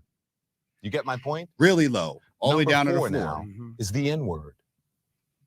By promoting the use of that word when it's not germane to the conversation, have you ever considered that you may just be perpetuating the stereotype the masser intended? Clean up your act. Like a nigger. Right? Now, number 3. Jesus. Right? Respect where you live. Exactly. Start small by not dropping trash, littering in your own communities. In your own communities. Predominantly white neighborhoods in my life. I rarely, if ever, witness people littering. I'm sorry, did he just say he lived in predominantly white neighborhoods? So you mean to tell me when these high-level Democrat peoples go move into places, they move into predominantly white areas? And then they're talking about black issues on TV because they're on a party line? But they're still saying the same thing as a person who has lived in predominantly black areas, still deals with predominantly black issues. I'm not on a network. This is me talking. I'm not reading on a teleprompter. I'm telling you this, spitting off the top. This is freestyle Thursdays, every day. This is organic talk. I'm not interested in high level, I'm going to talk down to the community. I'm in the community trying to help them out. That's why you've seen Eric and I at the Melanin Markets. Because we went back into the community. We went back to Willingboro, back to our home grounds to say, hey, listen, here's what we brought you, this business model, own land and build it. Then we went to the Entrepreneubians, shout out to them. We've been on black programming, talking about black people owning land. We've talked about it. We talked about the mindset. And the second I get up here and say literally the same thing Don Lemon has said, although I didn't watch this program, but I'm saying the same thing. I've got people telling me, well, okay, well, sorry, I don't know this and that. Well, somebody's got to stand up for it. How can you be proud to be Black if you're not going to stand up and say, here's what's wrong? Here's how we got to fix things. I'm not bringing ideas. I'm bringing ownership as well. When people say, well, all you're doing is a talking head. No. I'm selling you ownership. They're talking about generational wealth, Black Wall Street. I had 40 acres to go buy it, and another Black man has bought it from me. Shout out to you, James McKinney, who also owns another 4 acres from me. Yeah, one Black man, and again, people talk that circulating in the community, but again, the 40 acres that a person is buying from me, I bought it from a white family, and now I've sold it to a Black man for him to push into his family. So the money went from me to his hands, and he's paying me for the land. And again, this being changed back more than once. I'm doing my part. What are you doing?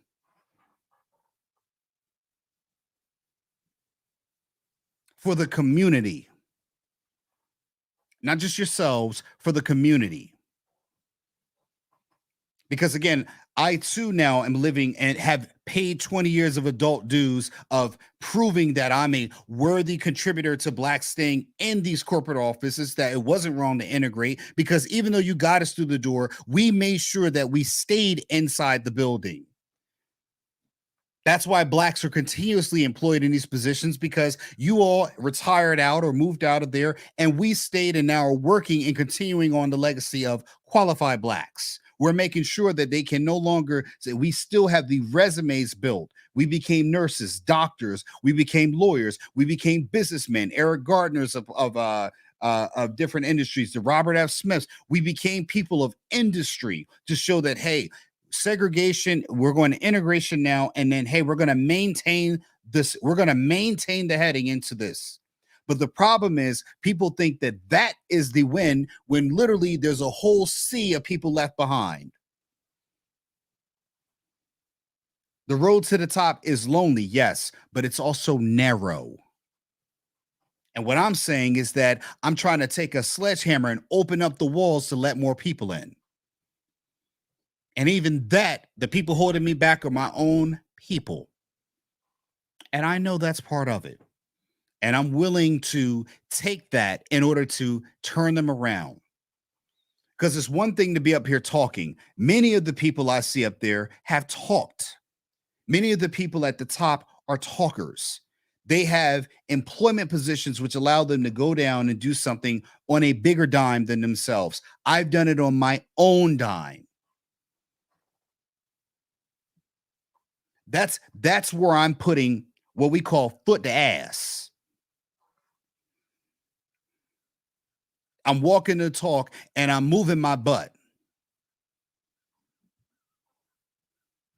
It wasn't just about me becoming a successful Black.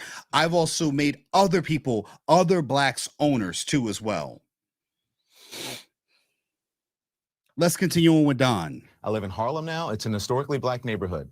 Every single day I see adults and children dropping their trash on the ground when a garbage can is just feet away. Just being honest here. Number 2, finish school. You want to break the cycle of poverty? Okay, so for all you people right now, I really want you to listen about this. I said this to someone last night. Blacks, on a national level, most Black boys can read on an 8th grade level. Adult people reading on an 8th grade level. Stats don't really matter. They've just been this way the whole time. No, they do matter. Because I got to send my daughter out there. She's going to bring a dude home, and I'm looking at him like, man, if you don't get out of here, I'm going to let this Rottweiler eat your ass, boy. Ignorant. Saddest thing in the world, when I went to that CVS that I talked about, I saw a white kid up in there telling that police officer when he said, you guys can't come in here. He says, can you guys see the sign? Because I was like, man, aren't they impinging on their rights? And I said, no, well, business CVS does have the right to refuse customers. They are a private business. There is some things around there. Let me get out of my feelings. And hey, why am I getting on a white issue? I need to go get my kids medication. That's what I was thinking. I was like, this is a white person's problem. Why am I shouldn't get involved. And the white boy turned around to the cops like, it's okay, I don't like reading. And I was like, damn, it's not even a color thing anymore. Even they're falling victim to it, to ignorance. That's technology doing that. And he's going to get into this more, but here is some financial stuff. Now, I don't know, maybe when CNN plays it, and again, this is according to the US Census Bureau that he's reading it from. This is about economics. And most people don't want to hear it. Again, because we're talking about you paved the way. Okay, that's great. Now let's look at what when you paved the way, let's look at the road now. And that's the problem. No one wants to look at and say, how do I do a better job? Yeah, I got through the door. Could I have done it differently? Or I've got to pass it on to you so you can talk about this stuff and you can make sure the road is smoother. But what we're trying to do is argue over who made the first road. I don't care about that.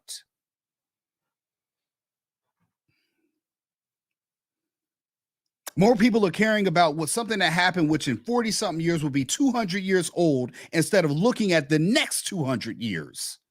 They're still on talking about slavery. I'm like, look, man, okay, cool. Keep that right there. Let's keep slavery in mind, that we once were slaves so we don't become slaves again. But what we're doing is talking about that so much, we're becoming economic slaves in a way. I mean, Kanye talked about this. Everybody said he was crazy. He didn't say it right. He did not articulate it right. But if we are becoming more impoverished with zero wealth, how are we not becoming economic wage slaves? We are consuming more than we are producing. We are not leaders of any industry. We're not building more owners. We're trying to fight for ownership or, representation. We don't need representation. We need mass domination in fields that matter, fields of industry. And again, I'll let Don say it because maybe y'all will listen to Don because he's on CNN. Not anymore, but whatever, not seeing him. But again, he said it. Why don't we listen to Don? Not old Uncle Phil at Live at Noon. We're going to hear Don say it now. The cycle of poverty.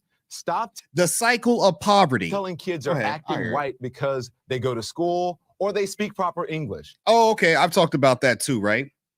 Now, most of the time when I go out south, proper English. Now, again, the same people down there watch CNN all day. I guess Don is what? Talking white because you speak proper English. And that's a problem. Nowhere else in any other community does speaking proper English, except for in the Black community, looked at as a white trait. And my white wife has seen that happen. And I said, do you understand the backwards thinking that you hear someone say, I talk white, but everybody in your family sees me as just a Black guy? A high school dropout makes I'm going to rewind that little part again. English. You want to break the cycle of poverty? Stop telling kids are acting white because they go to school or they speak proper English. A high school dropout makes on average $19,000 a year. A high school graduate makes $28,000 a year. A college graduate makes $51,000 a year. Over the course of a career, a college grad will make nearly $1 million more than a high school graduate. That's a lot of money. Okay, and again, that's what I keep talking about. Build businesses. This is a two-part game. Do the college graduate and build businesses. But again, stats don't matter. Well, guess what? The government has stats for a reason. Yeah, Black people have high blood pressure, whatever else. Okay, I got it. That doesn't mean you don't go to your doctor. Oh, but the stats have always been the stats. Yes, they're there for a reason. That's why I'm a nurse. And again, in my own family, me being a nurse means I still don't know about anything medical when I talk to someone about medical, despite I have 20 years of experience and I have a damn degree in the medical field. I could be a doctor. Hell, I could be the person that can take your brain and put it into another body. And I still will have people in my family, when I tell them something about health, they will say, oh, whatever. Exactly. I still don't know what the hell I'm talking about because, again, we still put people in a childlike place and we say we must always be listened to. We hold the authority within the generation and we don't pass the torch. And number one, and probably the most important, just because you can have Pro-blacks, get ready to don't. Okay, now this ain't me. This is Don saying this now. Here we go. a baby, it doesn't mean you should, especially with. Now this is according to the CDC. This ain't anti-black politics talking here to you. This ain't proper English speaking Phil talking to you. See that right here on the bottom? This is according to the CDC, Centers for Disease Control Center, right? Centers for Disease Center. The same people who gave us recommendations on the COVID-19 virus that everybody fought with family members over, saying you should be vaccinated or you shouldn't be vaccinated, and saying they don't know what the heck they're talking about because they didn't take the vaccine. These are the same people saying that you should do this. Now, if you followed them on the vaccine part, you need to follow them now with this statistics. What they're saying, don't cherry pick what you want to listen to and not listen to. Let's talk about this part right here. 72% of African Americans babies born to unwed mothers. 7 out of 10 prisoners, people in the inmates in the prison system, are from single mothers. Oh, the stats don't matter. Yeah, okay. Well, the CDC seems to think different. You took their advice when it became COVID-19, whatever else. When the pandemic came, you listened to the CDC like they was Jesus coming in the second form. You were listening to CDC. Why don't you listen to them now? This is the CDC saying, but I'm going to let Don say it. Not Don Coombs, Don Lemon. We're going to let him say it since what we listen to is the white media. Go ahead now. Put a black person up there. He's the authority, but their own family members won't listen to him. Here we go. Without planning for one or getting married first. More than 72. Let's rewind it back so the ignorance can hear it. Number one, and probably the most important, just because you can have a baby, it doesn't mean you should, especially without planning for one or getting married first. More than 72%. I'm sorry, did anybody just hear what he just said? Planning or getting married first. Good Lord Almighty, it sounds like what I've been saying on this show too as well. Now, I don't know if you're Democratic or Republican, but he's on the Democratic side. Where are all the black people, the generational people out there seeing single moms or fatherless homes where they're talking about 7 out of 10 single mother households end up having people at 7 out of 10, 70%. That's not accounting for race. 72% of African-American mothers, babies born to unwed mothers, not married. And you're telling me that the community at large is doing well because we've got Mahomes in the NFL throwing it. Because we've got Jordan in there. Because we've got who at the top. When 1% of athletes out of all the athletic population make it into the pros. That is stated by Alex Coombs, who has put athletes into higher levels. He's done the stats on. That's his arena. I had him on the show talking about that. Go back and watch. Oh, I'm digging that ass today. Don't you worry. And again, yeah, okay, I'm married to a white woman, but I still can't go back and help people because of whatever qualified for it. I didn't choose to go to a white high school. I was on the way to go to a black high school. But again, there were problems in that black community. My cousin CJ talked about the blacks that moved up from the South went to the big cities. When they left from the big cities, they went into the suburbs. And you know who moved? You know who moved? The whites and the affluent blacks. They moved out of that area when the Trenton, the Philly, the Chicago, when those blacks moved out of there, the people that were in the burbs moved out. That's what happened. They moved out. And again, I was paying attention along the way. He lived in predominantly white areas. To my knowledge, if you look at where Steph Curry lives, they're not even trying. There's articles out right now. Steph Curry, yes, that's Steph Curry. They don't even want affordable housing in their neighborhood. Oh, you social justice warriors out of there. Again, people double talking here. And of children in the African-American community are born. Can you imagine this is Don Lemon. Yeah, exactly. Listen. Don Lemon here, right? Fathers. No, keep playing. And the studies show that shout out to the lack of a PBD male role podcast model over here. is an express train right to prison. And the cycle continues. And the cycle continues. Thank you, Don, for chiming in on that. Thank you for the PBD podcast, because I watched them too. Shout out to those guys on that one. Correct? Anybody hearing it now? Do I make sense now? Can you hear me now? And then again, where I don't see the previous generation of people, I see the people at the top. Now, if Elijah Cummings, God rest his soul, and other people would come here and talk to me, I have to sit here and listen because they did the work. They were out on Front Street. But today, the older people need to understand these YouTube streets, this is where the fight is fought.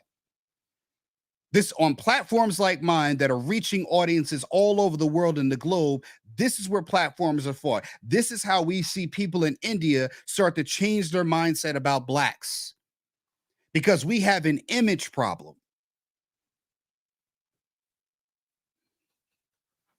There's an image problem with blacks. And what I don't see is like what I see on Alexis Land's channel, my cousin who's a realtor, talking about when she takes her kids there, husband there, my kids skip, congratulate my kids we got into engineering school, my kids have skipped a grade. We don't see that every day outside in the media. What we see is, again, I will go back and say it, in the 90s, or early 2000s, Lil Wayne was up here pouring champagne, going to the commercial goes. He walks in a liquor store, buys liquor just to pour it onto his phone. He ain't speaking one word of English and got paid millions of dollars to do that.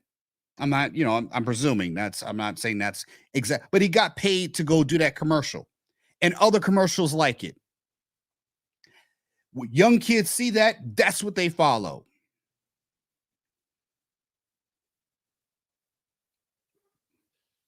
And that transformed into that to now we have TikTok dances is what everybody's doing.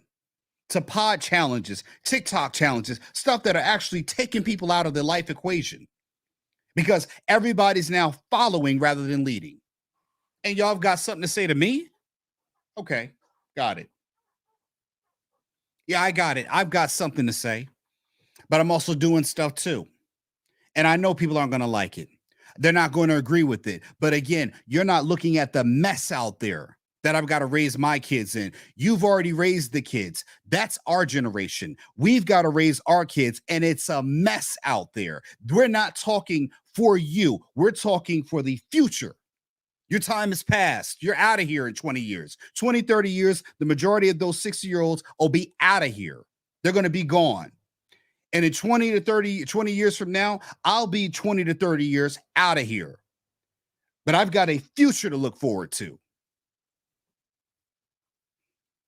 And again, my grandkids are not going to care about your integration, what you went through integrating. They're not going to care about that. They're going to say, look at the mess we're in now. What did you do, Dad, to help us through this mess? How did you help out black images? Because I'm going to date this black guy. But again, what does he have going on? Or are we going to fall into another cycle of poverty because my kids speak proper? They're considered not black. Are we going to continue that kind of mindset on? And yeah, it is a mindset. My father was right. Son, it's not a culture, it's a mindset. Well, the mindset is being represented as a culture. That's the thing I keep saying to people. Mr. Curious commented on one of my shows about that. Is Cardone right about the black community? Well, he said black community, so he's looking at us all proper or non-proper as just all being black. He doesn't make the distinguishment between Africans, ADOS, FBAs. Those acronyms, they don't give a shit about that. They don't care. You're just black. I've never heard someone say, are you African or Caribbean or are you American black? I've never heard a white person say that to me. I'm just black. I could be standing next to an African, a Jamaican, a Puerto Rican who looks black or whatever else. And 9 times out of 10, they think I'm the damn Filipino one.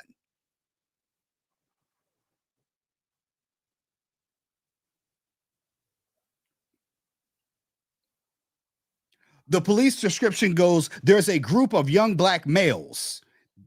They didn't say there's a Puerto Rican, there's a Jamaican, there's a Dominican, Trinidadian, a Nigerian, and a what looks like a Filipino guy over there. That would be me. They didn't say those are the people there. They just say there's a group of black males.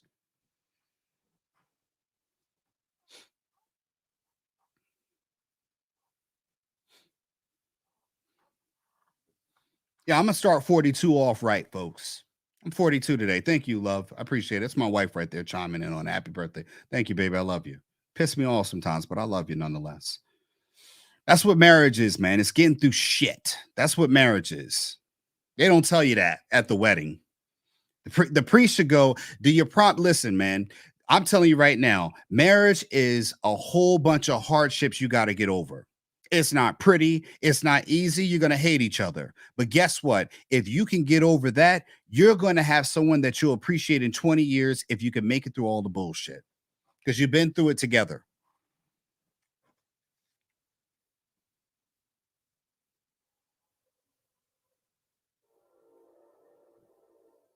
Because when you get older and you get down and gray, you're hopefully there to take care of each other. Hopefully.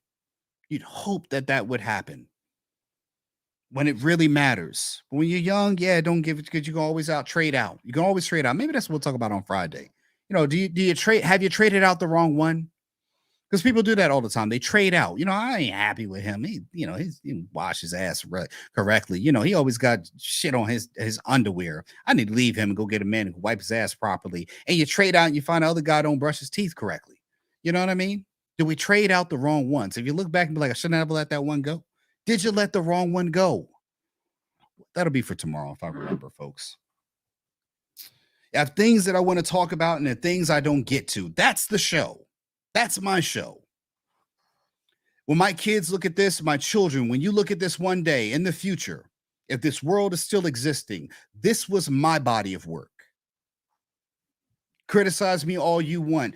You can't step up into the light and be afraid of the fact that people are going to throw tomatoes. That's part of it. But what I see is more people who want to tell you how to be scared because they're cowards. Everything is be scared, be afraid. I'm sure King was afraid. But people don't talk about cowards in the future. History is not meant for, long history never meant the person who was scared. It's always talked about the person who was brave, whether they were good or bad. I'd rather be remembered for my bravery than my cowardice. I'm nobody's hero. I'm no tough guy. I'm not. My father said to me, he's like, yeah, people punch you in the face. I said, I'm a concealed carry holder. Let them try. Let them try. Let a person be in front of me, threatening me in a manner that they won't see I destroy them. I'm not an easy lickings. And my brother, I told my dad, I said, my brother tell you, man, I'm not no thug guy, but you don't need to be a thug to knock somebody out, clean out. You know, I know how to fight, but I'm not Iron Mike. I could take an L, but I'm not trying to win fights. I'm trying to make you pay for stepping into this ring with me. And I'm going to, as a nurse, I'm going to go joint by joint on you. I'm going to get medieval. And if I'm in the hospital, when I get out, I'm coming back out and I'm looking for you again. It's never going to stop. I've never wanted to be a tough guy. I don't like fighting. I don't like arguing. I will argue if I need to, but I don't want to argue. If I love you, I don't want to hurt you. Why do you want to hurt people you love? What good does that make you feel? I would rather de-escalate an argument with the man and take a listen to what he has to say. I remember being in Phoenix, Arizona. I was out one night in the streets in Tempe. Tempe is a downtown. It's like, you know, college city. Out having some drinks with friends. This one guy, I'm sitting here with these young ladies. This is when I was in my 20s, over 20 years ago. I'm going to talk about it. People was like, oh, you know, your wife. I'm like, yo, what kind of pussy dudes are you that you can't talk about what you did 20 years ago? I'm married now. This is a story of the past. I'm not with these people. I don't remember their names. This is just what happened in my life. My wife has dated people. She's had relationships before me. That's fine. I don't care. We've talked about that in the beginning of our relationship. And if she had a show talking about something she went through with a horrible person, we have to just sit and listen. You're so scared to talk about stuff you went for because it might upset your wife. I wasn't a virgin when I met her, nor was she. Get over yourself, guys. Grow some balls. You don't have to disrespect your woman, but you're talking about history. This is a story of something that happened. This is scared to say something. I'd rather have the argument than be scared to speak. I say that. Not out here to disrespect my wife. I had to tell my dad last night, I may get into a conversation because, again, I'm running a show. You see men out there, I'm married. I may have a young woman here sitting in this room in a bikini with big old boobs and a thong and all of this stuff. And I told my dad, and my wife would have been the one that let her down this way because she understands business. We had a conversation about one time I was in New York. When I showed about the multifamily thing, I've done a video up there. You've seen on the channel. And this one lady, she's a woman of the night, gave me her card, and I said, man, I can use this when I have business meetings for people who might like to have women of the night. And my wife and I, we got in an argument about it. And I told her, I said, the problem is you're talking to me like I'm a man who's interested in that woman. I'm a businessman. She is a resource for me to men who like that kind of stuff. You don't think businessmen do deals in strip clubs? I told my father that last night. Suppose I was an actor. Sometimes you may have to do a scene where you do something that morally doesn't look right. It's in show. That's what business is. And I said, my wife, she understands that. She may not agree with it, but she understands, like, hey, that brings eyes onto a show. Because they damn sure wasn't doing it when I was talking about just land only. Now I've got people watching me. It could be 10, 20, 50, 40, 200, 32, 102. I don't care. If it's 22 on live and it's 30 in Facebook, then I'm starting to do the work. If you call me and tell me you didn't like something I said, I've got your attention. That was much better when I was showing you just land. And my wife understood it. She's come to somewhat understand it. Agree with it? Maybe not. But I'm sure mother-in-law, are you messing around on my daughter? No, we're running a business. If they say I want if the chat says they want 2 blonde girls here or a blonde and a black one, and they've got to kiss in order for y'all to get your attention on how to come up economically, then I will pay them to do just that in front of you. If that will get you to understand the message, to get enlightenment.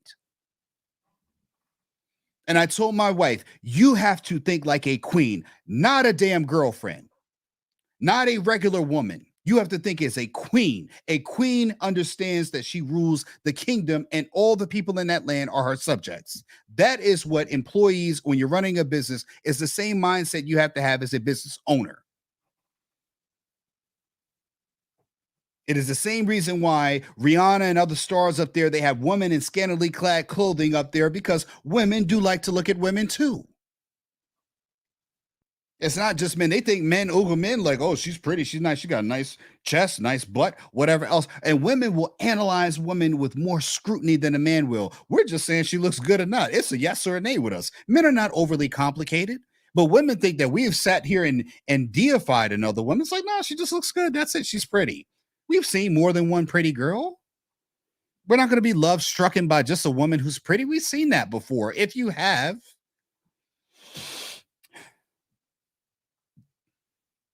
And I told my father, you check with your wife. I'm like, man, my wife, she is a boss's wife.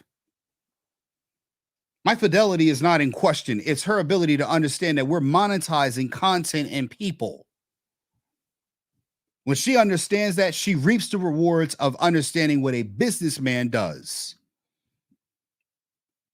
You don't have to like a gentleman's club or anything else like that. But a lot of men like to go to places like that. And if I've got to seal a deal by taking them on a night out like that, baby, you got to understand. That's how you get to M's. Not zeros. That's how you get to thousands or commas. That's how you get to millions, is having resources, a network. And sometimes they're not good and sometimes they're great. Sometimes they're armed security forces and sometimes you got to have hitters on the squad. Sometimes you got to know a few people from the wrong side of the tracks in order to make sure things go well. And some people like to do certain things that are illicit. You got to make sure you have resources for that, because if you're a businessman, your network is your net worth. Again. But that doesn't mean I have to do those things. It just means that I need to be the man that can procure those things. That shows my resourcefulness.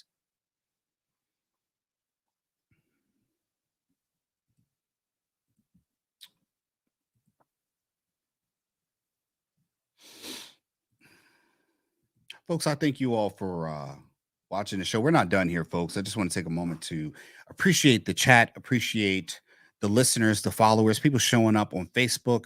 I always tell people, if you're on Facebook, go stay on Facebook, but I would love for you to join me on YouTube. I'm not always watching the Facebook chat, but if you're chiming in and saying stuff on Facebook, I'm still learning the process of doing all the live streaming at once. We're not done here by a long shot, folks. I'm not done one bit on this today. Today is my sermon on the mile, on the mound today. Y'all gonna hear me today. For real. That's what today is all about. And I'm not coming at anyone directly. I'm not gonna say this is anyone's problem. But again, there are 40, 30-something-year-old people that are listening right now, and you've got to hear this message. The old guard has to pass the torch. We have children to raise. If you had daughters, you have, you can identify as a giraffe or a cheetah, and you can run in a race against your daughters. You can say you're a dolphin and go and swim in the girls' swim meet and beat them in a race, and you can get a scholarship, and your daughter can lose out on one. Okay? You can identify with whatever you want to be. Hell, they've even got to the point, and I've never heard this before in my lifetime, you can be a totally different race and identify as another one and check it off up there and get a job beating out scholarships on other ones. But I guess you paved the way for me. And look at what it's doing now. I'm not saying you're at fault, but we have to contend with this stuff for our children's sake. We're your children, but we're adults now. We have children to raise. And again, your past is part of history, but it is not the only history. And that's the problem. People tend to want to corner the market on one point in time. Integration happened. Yes, it did. Segregation happened too as well. It did. But there was history before. And I tell people, anybody who's 40-something right now, I would dare say, ask anyone who was a child during the time of Martin and Malcolm, what was your Black history? Because we celebrate Black history, but it's Martin and Malcolm, Shahrazad Ali, Jesse Jackson, and all the other people who did with Selma and all the other unmentionables, Rosa Parks. That is the 40-year-olds, the 50-year-olds, the 30-year-olds Black History Month. And everybody who's done stuff since then. What was your Black history? And that's my problem. Who did you learn about? What was taught in school for your history? Because your forefathers, your immediate grandparents, and other people like that, where they were doing stuff, it was always told that they came from the field, the farms to the cities. But I didn't hear about the inventors and patenters along the way. I mean, I've asked my grandmother, and I don't hear anything where she's telling me, oh, I was aware of Lewis Latimer, even though she lived around the same time. So what was the history there? And they've yet to explain to me what Black history was for them, because they had to be taught history when schools were segregated, correct? What was the history? Was it the history of America, or was it history of Black history? Because I'm teaching Black history. Not your history, Black history. You don't own Black history. You're a part of it. And Black history didn't just start or end at slavery, and then it restarted up again after it took a 60-year nap or a 100-year nap, and when Martin came around. It didn't say we're just going to go ahead and just pause this or go on idle, because no Blacks did anything until Martin and Malcolm came up. What was the Black history? Because what popped up was Black Wall Street. But I didn't hear about Black Wall Street until the 2000s. But it wasn't taught to me in the 90s. It wasn't taught at home in the Black house that I lived in. Some history was missing. Now, either you didn't pay attention or you weren't told as like I was. I digress. We're going to move on. Folks, if you do make $1 at all and you have to pay taxes at all, the next part is going to matter to you so much, all right? Because, we voted. And as I've said before, I don't care who the president is, Republican, Democrat, whatever else. Those are penny points to talk about. What matters are things like this. Biden says, I'm going to raise taxes in a March budget proposal. From Virginia Beach. Shout out to Virginia Beach, man. It's a home field over there. Shout out to the family out there. They're wishing me birthday wishes. You know what? I wish you guys would do it on YouTube. I really do. And that's family for you, though. At least they commented on it. Go comment in the chat. Comment on this live on YouTube and say happy birthday, cuz. That's what you can do. That's my birthday present. Anyone who wants to give me a birthday present, today is my actual birthday, folks. I turned 42. Today's my actual birthday. You want to give me an actual birthday, even if you're watching this and it's now, December 45th or December 30th, in 2025. When you're watching this episode, today is my actual birthday. You can give me a birthday present by just commenting on the YouTube, not the Facebook. Comment in the chat, happy birthday. On the YouTube. Continuing on, Virginia Beach, Virginia. President Joe Biden said on Tuesday that his March 9th budget proposal to U.S. Congress will include some higher taxes. They always have to put this part because here's the fluff. Here's the fluff on billionaires, but will not violate his pledge to raise rates on Americans making less than $400,000 a year. We'll see. Devil's in the detail. What did Nancy Pelosi most famously said? We've got to pass it before we can know what's in it. Right? She said that. Look it up. She's like, we need to know. We can't really tell you what's in it because it's 1,000 pages, and we have to pass it before we can read it. Oh, Lord have mercy. And that woman's in office for like another 10 years after that. I mean, that's what happens in Congress. They don't read anything. All these older people, they can't read anything. They don't read anything. Laws get passed, whatever else. And yet our parents are taking their talking points from CNN and won't read a damn article. Every time on this podcast, I pull up article after article and I get told you need to do your research. This is the research. It's on an actual article. I'm reading the article and having a discussion. On March 9th, I'm going to lay down in detail. Okay, let's hear what Joe Biden thinks about him. Yo, did you guys hear about the newest thing Joe said about America? Oh, man, I saw it on Twitter, man. Go look it up on Twitter. It was like another thing. Here's what he said before, and then I want to try to find it. I really want to get to the taxes part, but remember, this is a person who said they're going to go down in every detail, but he said this. America is a nation that can be defined in a single word. I was going to excuse me. Exactly. Retard. You serious? That's what I'm saying. But he's going to lay it down in every detail, every single detail, every tax that's out there. Remember, folks, you heard it here on March 2nd. It's a week away. All right. He's going to lay out every detail. This is one of the least transparent administrations that have been on in the United States since its inception. They're saying that this is one of the most non-transparent administrations, and he's going to lay out every detail, every single thing that's in every tax that I'm proposing, and no one making less than $400,000 is going to pay a penny more in taxes. I will make it clear I'm going to raise some taxes. The Democratic president said added before suggesting that billionaires will be called upon to pay more. And again, let's talk business. Billionaires, right? Billionaires have their money, their investment. I'm going to explain this to people because people don't understand this. I'm not a billionaire, but I'm just talking about be a business owner, because most business owners or billionaires are going to be business owners. They're going to have a large amount of investments. Most billionaires do not have $1 billion sitting in the bank. They're not Scrooge McDuck with these mountains of gold coins that they can jump into and swim into. And anyone thinks that you're going to do what Scrooge McDuck did, you're going to break your neck by the time you hit that mountain of gold coins. All right, that's a cartoon. But my whole point is that billionaires have very little liquid cash, meaning that they could just pull out a stack of just 100,000. A billionaire may, and I'm just thinking in my mind, may keep like $1 million or $2 million on them at any given time. And I'm not talking about like on hand. I'm just talking about where they could grab the cash out for that. Why would they be doing it? It's rolled up in businesses.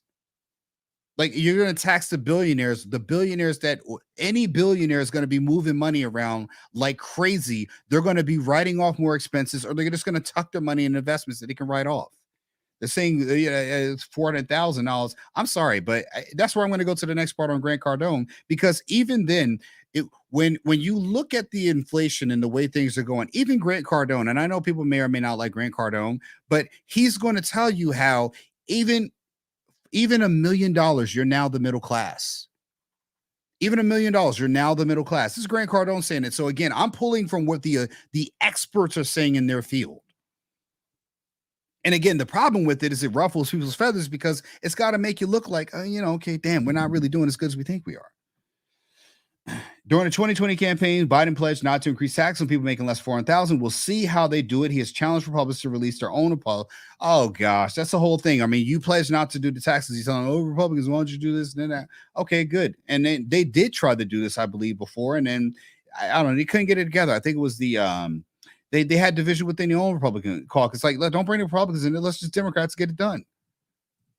And that's going to bring us into the next part. Again, why I'm saying that, okay, everybody's like, I'll make 400,000. Great. But here's what Grant Cardone says about 400,000 errors. I talk to my wife about this all the time when I told her, hey, look, you know, 6 figures, low 6 figures is really not a lot of money. You make 100,000 now. What Grant Cardone's saying, he says, you're not wealthy. You are worried. He calls out single-digit millionaires. Single-digit millionaires. I'm not even damn millionaire. Holy if you're a single-digit millionaire, like anything up to from 1 to 9 is a single-digit millionaire. He says, if you're a single-digit millionaire, is the new middle class. So if you're not taxing anybody over less than 400,000, it don't matter. The people who are making 400,000 in one are still in the middle class. This is my whole point. When you talk to people who are in the older generation, they don't see this stuff. There is no middle class. It's slowly being eroded. It's not the same middle class that you went to that 100,000 was a good paying job. It's a start. He boldly predicted that America would become a nation of renters. A nation, not a black community of renters. I'm trying to make land owners so that way you can actually build, because eventually they're saying that it'll become a nation of renters. I don't know if I necessarily agree with that, but again, I mean, is it happening? Yeah, people can't afford to get into housing, so they got to start off by renting, and they're doing rent to own now.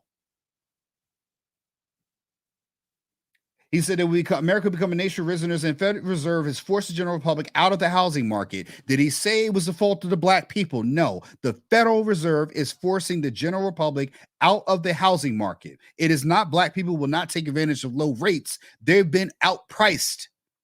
Before you had the pandemic, whatever you want to call it, there was actually bidding wars, where houses were being sold for hundreds of thousands of dollars more than it was because you had foreign investment. After the bad loans, yeah, probably the best time for people to own would have been when they were doing zero downs, but people went underwater when jobs were lost. The older generation won't connect those dots for you, and I'm going to keep breaking it down. And the problem with it is every time when you start speaking intelligently, people start to turn, oh, well, now I'm older than you, don't say shit, I don't want to hear. No, again, let's talk intellect to intellect. And it's going to be a long conversation. Don't go into ageism to start telling me how I ain't lived enough to know shit. I do know some things because I've lived enough at the same time you did to be an authority like you were. Problem is you don't want to pass it on.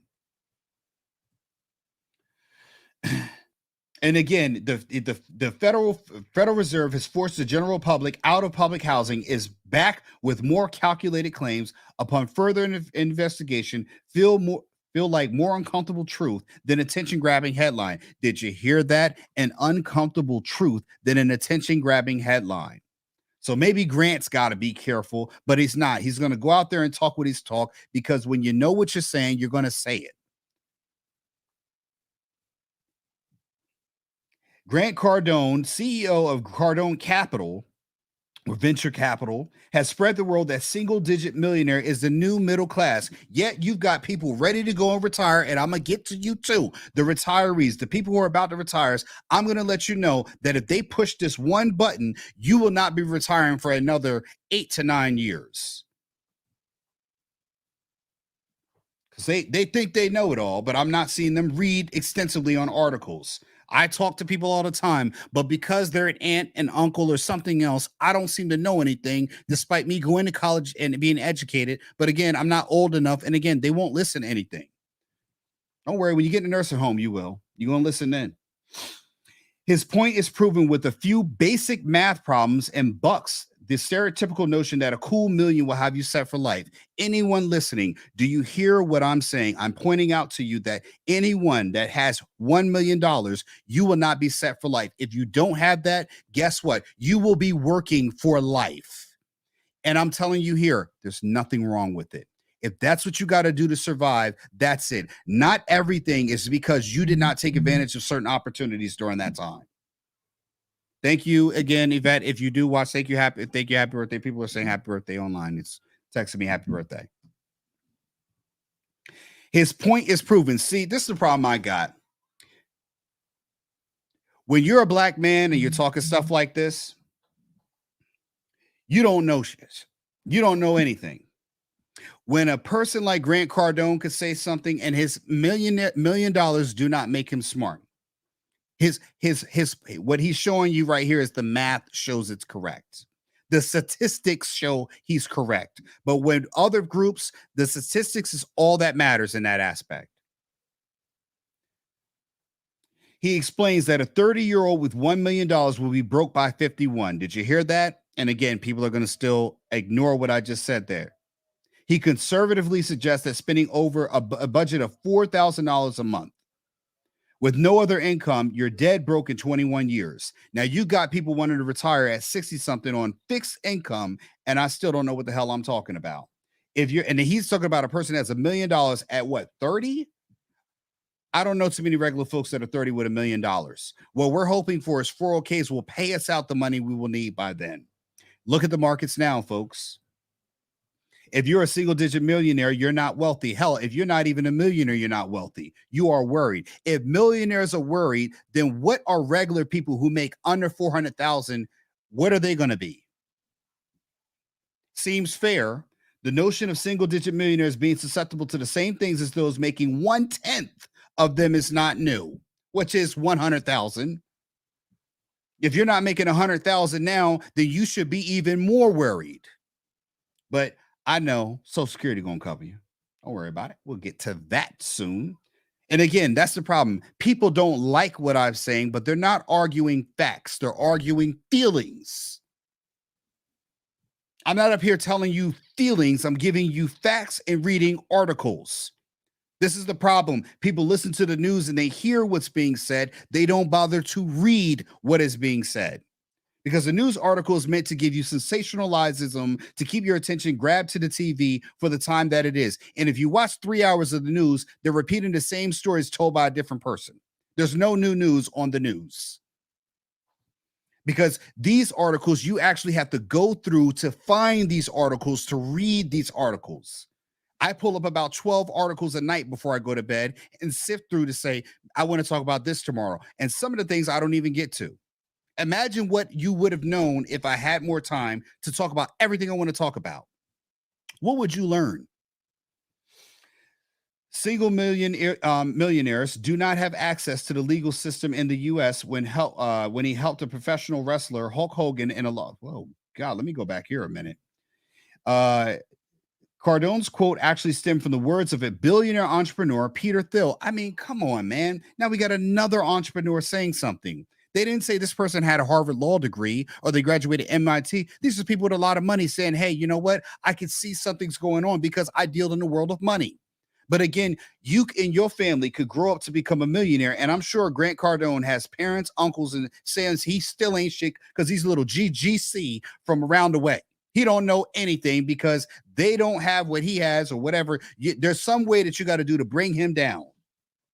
But he got this from another billionaire. So I'm getting it from Grant Cardone, who got it from Peter Thiel, who famously said single-digit millionaires don't have access to the legal system in the U.S. when he helped professional wrestler Hulk Hogan, the real American, if you know back in the day what that means, in a lawsuit against Gawker Media and LLC in 2016. Years later, and the words still ring true. So tell me where blacks, when I've said in San Francisco who make 44,000 versus Latinos who make 80-something thousand versus Asians that make 100-something thousand versus whites in the same area that make 113 can afford home ownership when they make 1/3 of the top tier of their racial counterparts, when even Hispanics make double than them.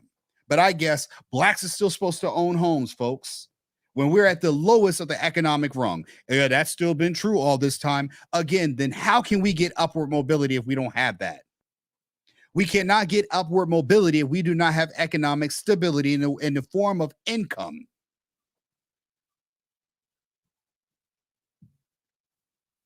Elon Musk and Jeff Bezos are some of Cardone's fears, as each have made claims that the recession is inevitable. The recession. And I don't know, we've gone through one already that they said was a great recession. But again, the 40-year-olds, we're supposed to just have it covered. And let's not forget, divorce is at its highest.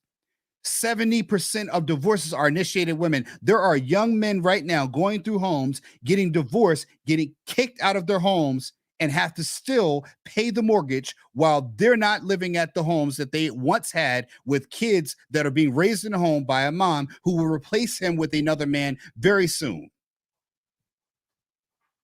because of no-fault divorce. But go ahead, son. Go buy. Well, you know, I think she might leave me. You still go ahead and go buy a home. Then I got to pay $500,000 or $750 over 30 years, and I don't own the home. And then she, oh yeah, that's fine. Hey, Dad, can I come stay with you? I ain't gonna do that. But you'll let the wife and kids stay. Yeah, I'll let them stay if they need it again. But the man is thrown out to trash.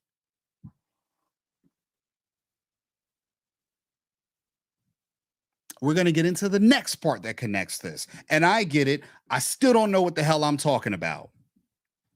Folks, you're going to have to, in your journey to become successful, you're going to have to ride the wave of just not giving a shit about what people say about you that you once looked up to, followed, revered, feared, because you don't know anything, because you're now not old enough to still know, despite you being a grown-ass man or woman. And I'm going to get to this next point for the older cats to tell you what's coming for you. And this is about Social Security, because you don't read. Don't worry, it's coming. Lawmakers consider, this happened just yesterday as I sat on the phone talking to someone telling me about it going to get it at 65. They may be changing it on you. And the problem is, how many people actually want to work to their 70? But it's coming. Don't worry. Keep watching CNN. They're going to tell you when it already happens. This comes from, I gotta share a new screen because it's actually on market research. You know, again, another place that shows stats. Okay, here we go. Lawmakers, again, because they ain't telling you about what they're doing in Congress. They're going to just show you this part. Senator Angus King and Bill Cassidy of Maine, independent and a Republican from Louisiana, respectively, are leading a group of lawmakers in a proposal to raise the full retirement age to around 70 from the current 67 to create a sovereign wealth fund that will help fund Social Security. I know, I don't know shit. Among the options to be considered are the changing ways Social Security calculates monthly benefits to reflect the numbers of years spent working and paying to Social Security, rather than the existing formula. So if you went to the Social Security office 2 days ago, 3 days ago, last week to figure out what you're going to get from your government check, guess what? That calculates benefits based on the worker's average income over 35 years. According to it, they're about to change it. Among options being considered are changing the way Social Security calculates monthly benefits to reflect the number of years spent working and paying into Social Security. If you have not retired yet, you should be concerned. And I'm going to continue to read this. The purported plan, and again, I know I don't know a damn thing because I ain't lived long enough to know anything, but I know what the Congress is about to change it on that ass. Trust me. The purported plan also includes a proposed sovereign wealth fund that could be funded with $1.5 trillion more in borrowed money, in addition to the $27.4 billion that they're giving away to Ukraine, in addition to however many other programs they create. Again, my children and grandchildren are going to be inheriting debt in their eyeballs. Do you know right now, if in order to clear the debt, the U.S. debt right now, you'd have every person would have to pay like $170-something thousand of cash in order to get us to a zero balance. That's man, woman, and child. The older generation ain't hearing nothing about that because the congressmen and their age group are still blowing up the budget on programs and other forms of foreign aid. If you didn't know, that's what's happening. When we're older, there may not be any Social Security. So what you've got is 60-year-olds, 70-year-olds trying to get their ends, but there won't be anything left for us but a big mountain of debt. And this is why we want to get younger people in Congress, because, again, the older generation is really looking out for themselves. And it was proof because we've got more debt and our children are going to have more debt. I just gave you the numbers. If the fund failed to generate an 8% return, both the max, see, here's the kicker. We're getting it right here. If the fund it failed to generate 8% return, both the maximum taxable income and the payroll tax rate would increase to ensure Social Security stays solvent for another 75 years.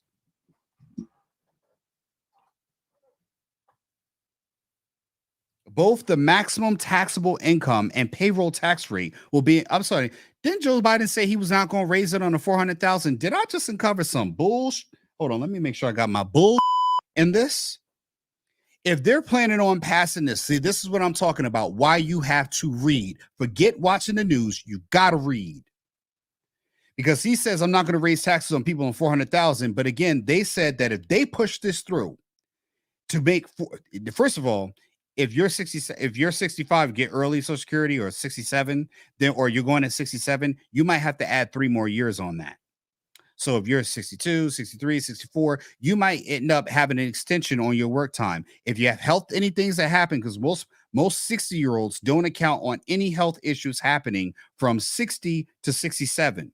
But if you have a health issue at 65 that doesn't allow you to work in your capacity, they're already cutting jobs. And hell, if you don't know how to work a cell phone, you're not getting an IT job that's going to pay you the same way that you were paying at a job that you're now being at the end of. Nobody thinks about that. Gotcha. So if they don't meet the 8% return rate, which means this is going to be somewhat, this wealth fund is going to be investing in areas. So if they're investing in things like crypto and all these other things that are losing money that can be funny money ways done, if it doesn't do that, the maximum taxable income and payroll tax rate will be increased to ensure that it's going. That means I will be paying more increased taxes to make sure that you can live life and be in retirement for the next 75 years. That means in the next 8 years, we're going to be hearing about tax increases on under 400,000. They might want to put a Republican in president so that way they can just say we're going to, tax people under 400,000. So that way it can make sense. This is why you need to have a business. I keep saying it. I keep saying it. I keep saying it. You cannot write off your children the same way you can write off an employee. Get your children into your business at the legal age that they can participate to write off expenditures. If you have to clothe your children, clothe them while doing the business to write it off. If you're going to spend the money anyway, you should put it in a business write-off. Some way to write it off in a business way, legally, with your tax CPA's approval and understanding, so you can follow the tax laws to their point. And again, I just pulled this up last night at, circa around midnight. This is an example of 2 leaders trying to find a solution to a clear and foreseeable danger. Ask a person that's about to retire, there's no danger. They're just going to collect Social Security. They're just, only thing they have their eye on is the finish line. They don't see the lion that's going to catch them at 1 meter before they cross it. Although the framework is still taking shape, there are no cuts for Americans currently receiving Social Security benefits in our plan. Indeed, many may receive additional benefits if you are currently receiving Social Security benefits, but not if you're going to be receiving. You may fall into this net. I don't know.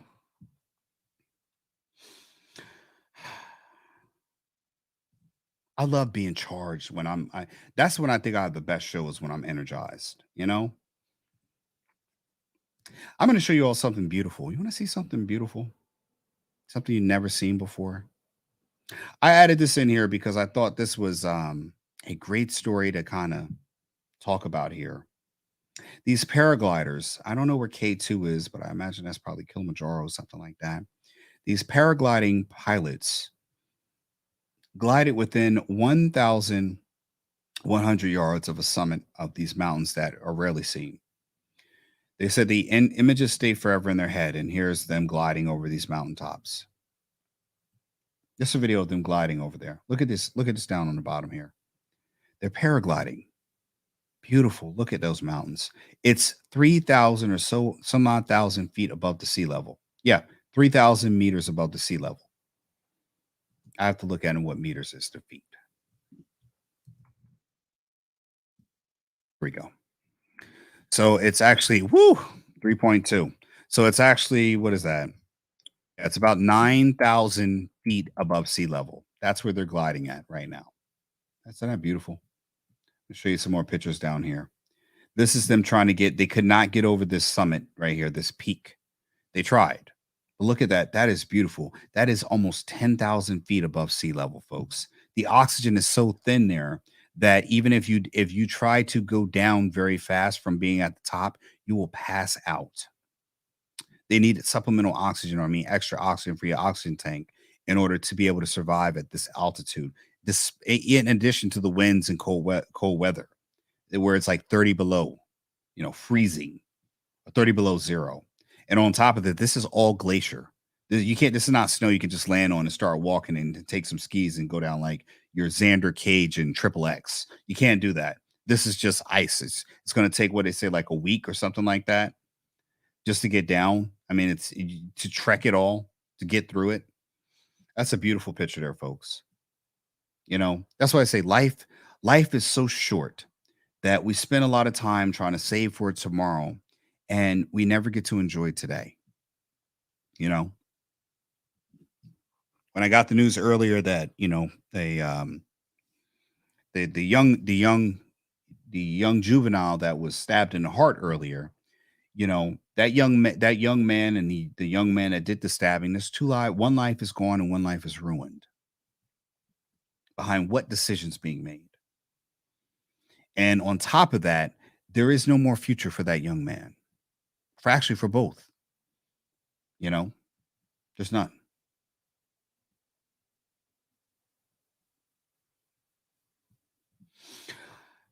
Any which way, folks, let's close out. All right. High note here. Let's can we get a quick word from Niall? Here's from Niall. Oh my God, Niall. Oh my God, Niall. Oh my Niall. And what exactly do you want my human ass to do about that, Cheryl? You're behind the wheel. Start the fucking car. That's right, Cheryl. Start the car, Cheryl. Start the car. I'm going to close it out, folks. Thank you so much, folks, for get this going. Thank you so much, folks, for listening. It's Thursday, folks.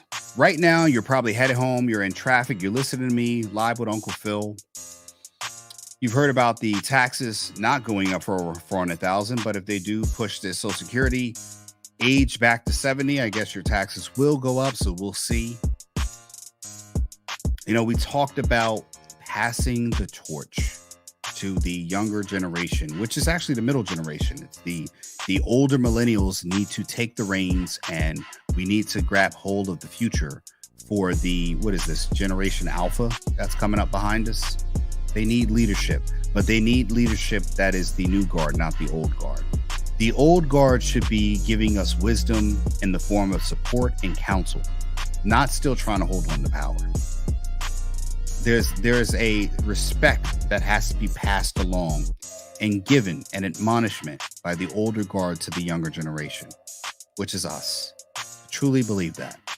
But at the same time, I think the older generation needs to see what is happening to us and not focus on the victories that they claim. It is. You can celebrate your victories, but you've got to look at the things that are failing in order to make sure that the victories are not diminished because of the failings becoming more prevalent in society. That's what this show is here, folks. I'm here to try to give you solutions, to give you warning, to give you enlightenment, to educate you, and hopefully make you laugh along the way. I think I'm a funny guy. Any which way, folks, Ancestrylands. Hey, you listen, if you like the show or whatever else, you could donate. Always do. We appreciate donations, $sign Ancestrylands. It's not a grifting format, but, it'd be nice to build a good following and good donations to the program. And you can hit me on Ancestrylands on Venmo. It's nice to have that support for the show, support for a good message. I would like to get a nice backdrop screen and things to kind of make it look a little zazzed up and stuff like that. But, slowly and surely, we'll do that. We'll get it there someday. I appreciate you for tuning in, folks. I appreciate you for listening. I hope that you've been enlightened, educated, and mostly entertained. Have a wonderful Thursday, folks. I'll see you back tomorrow. Take care.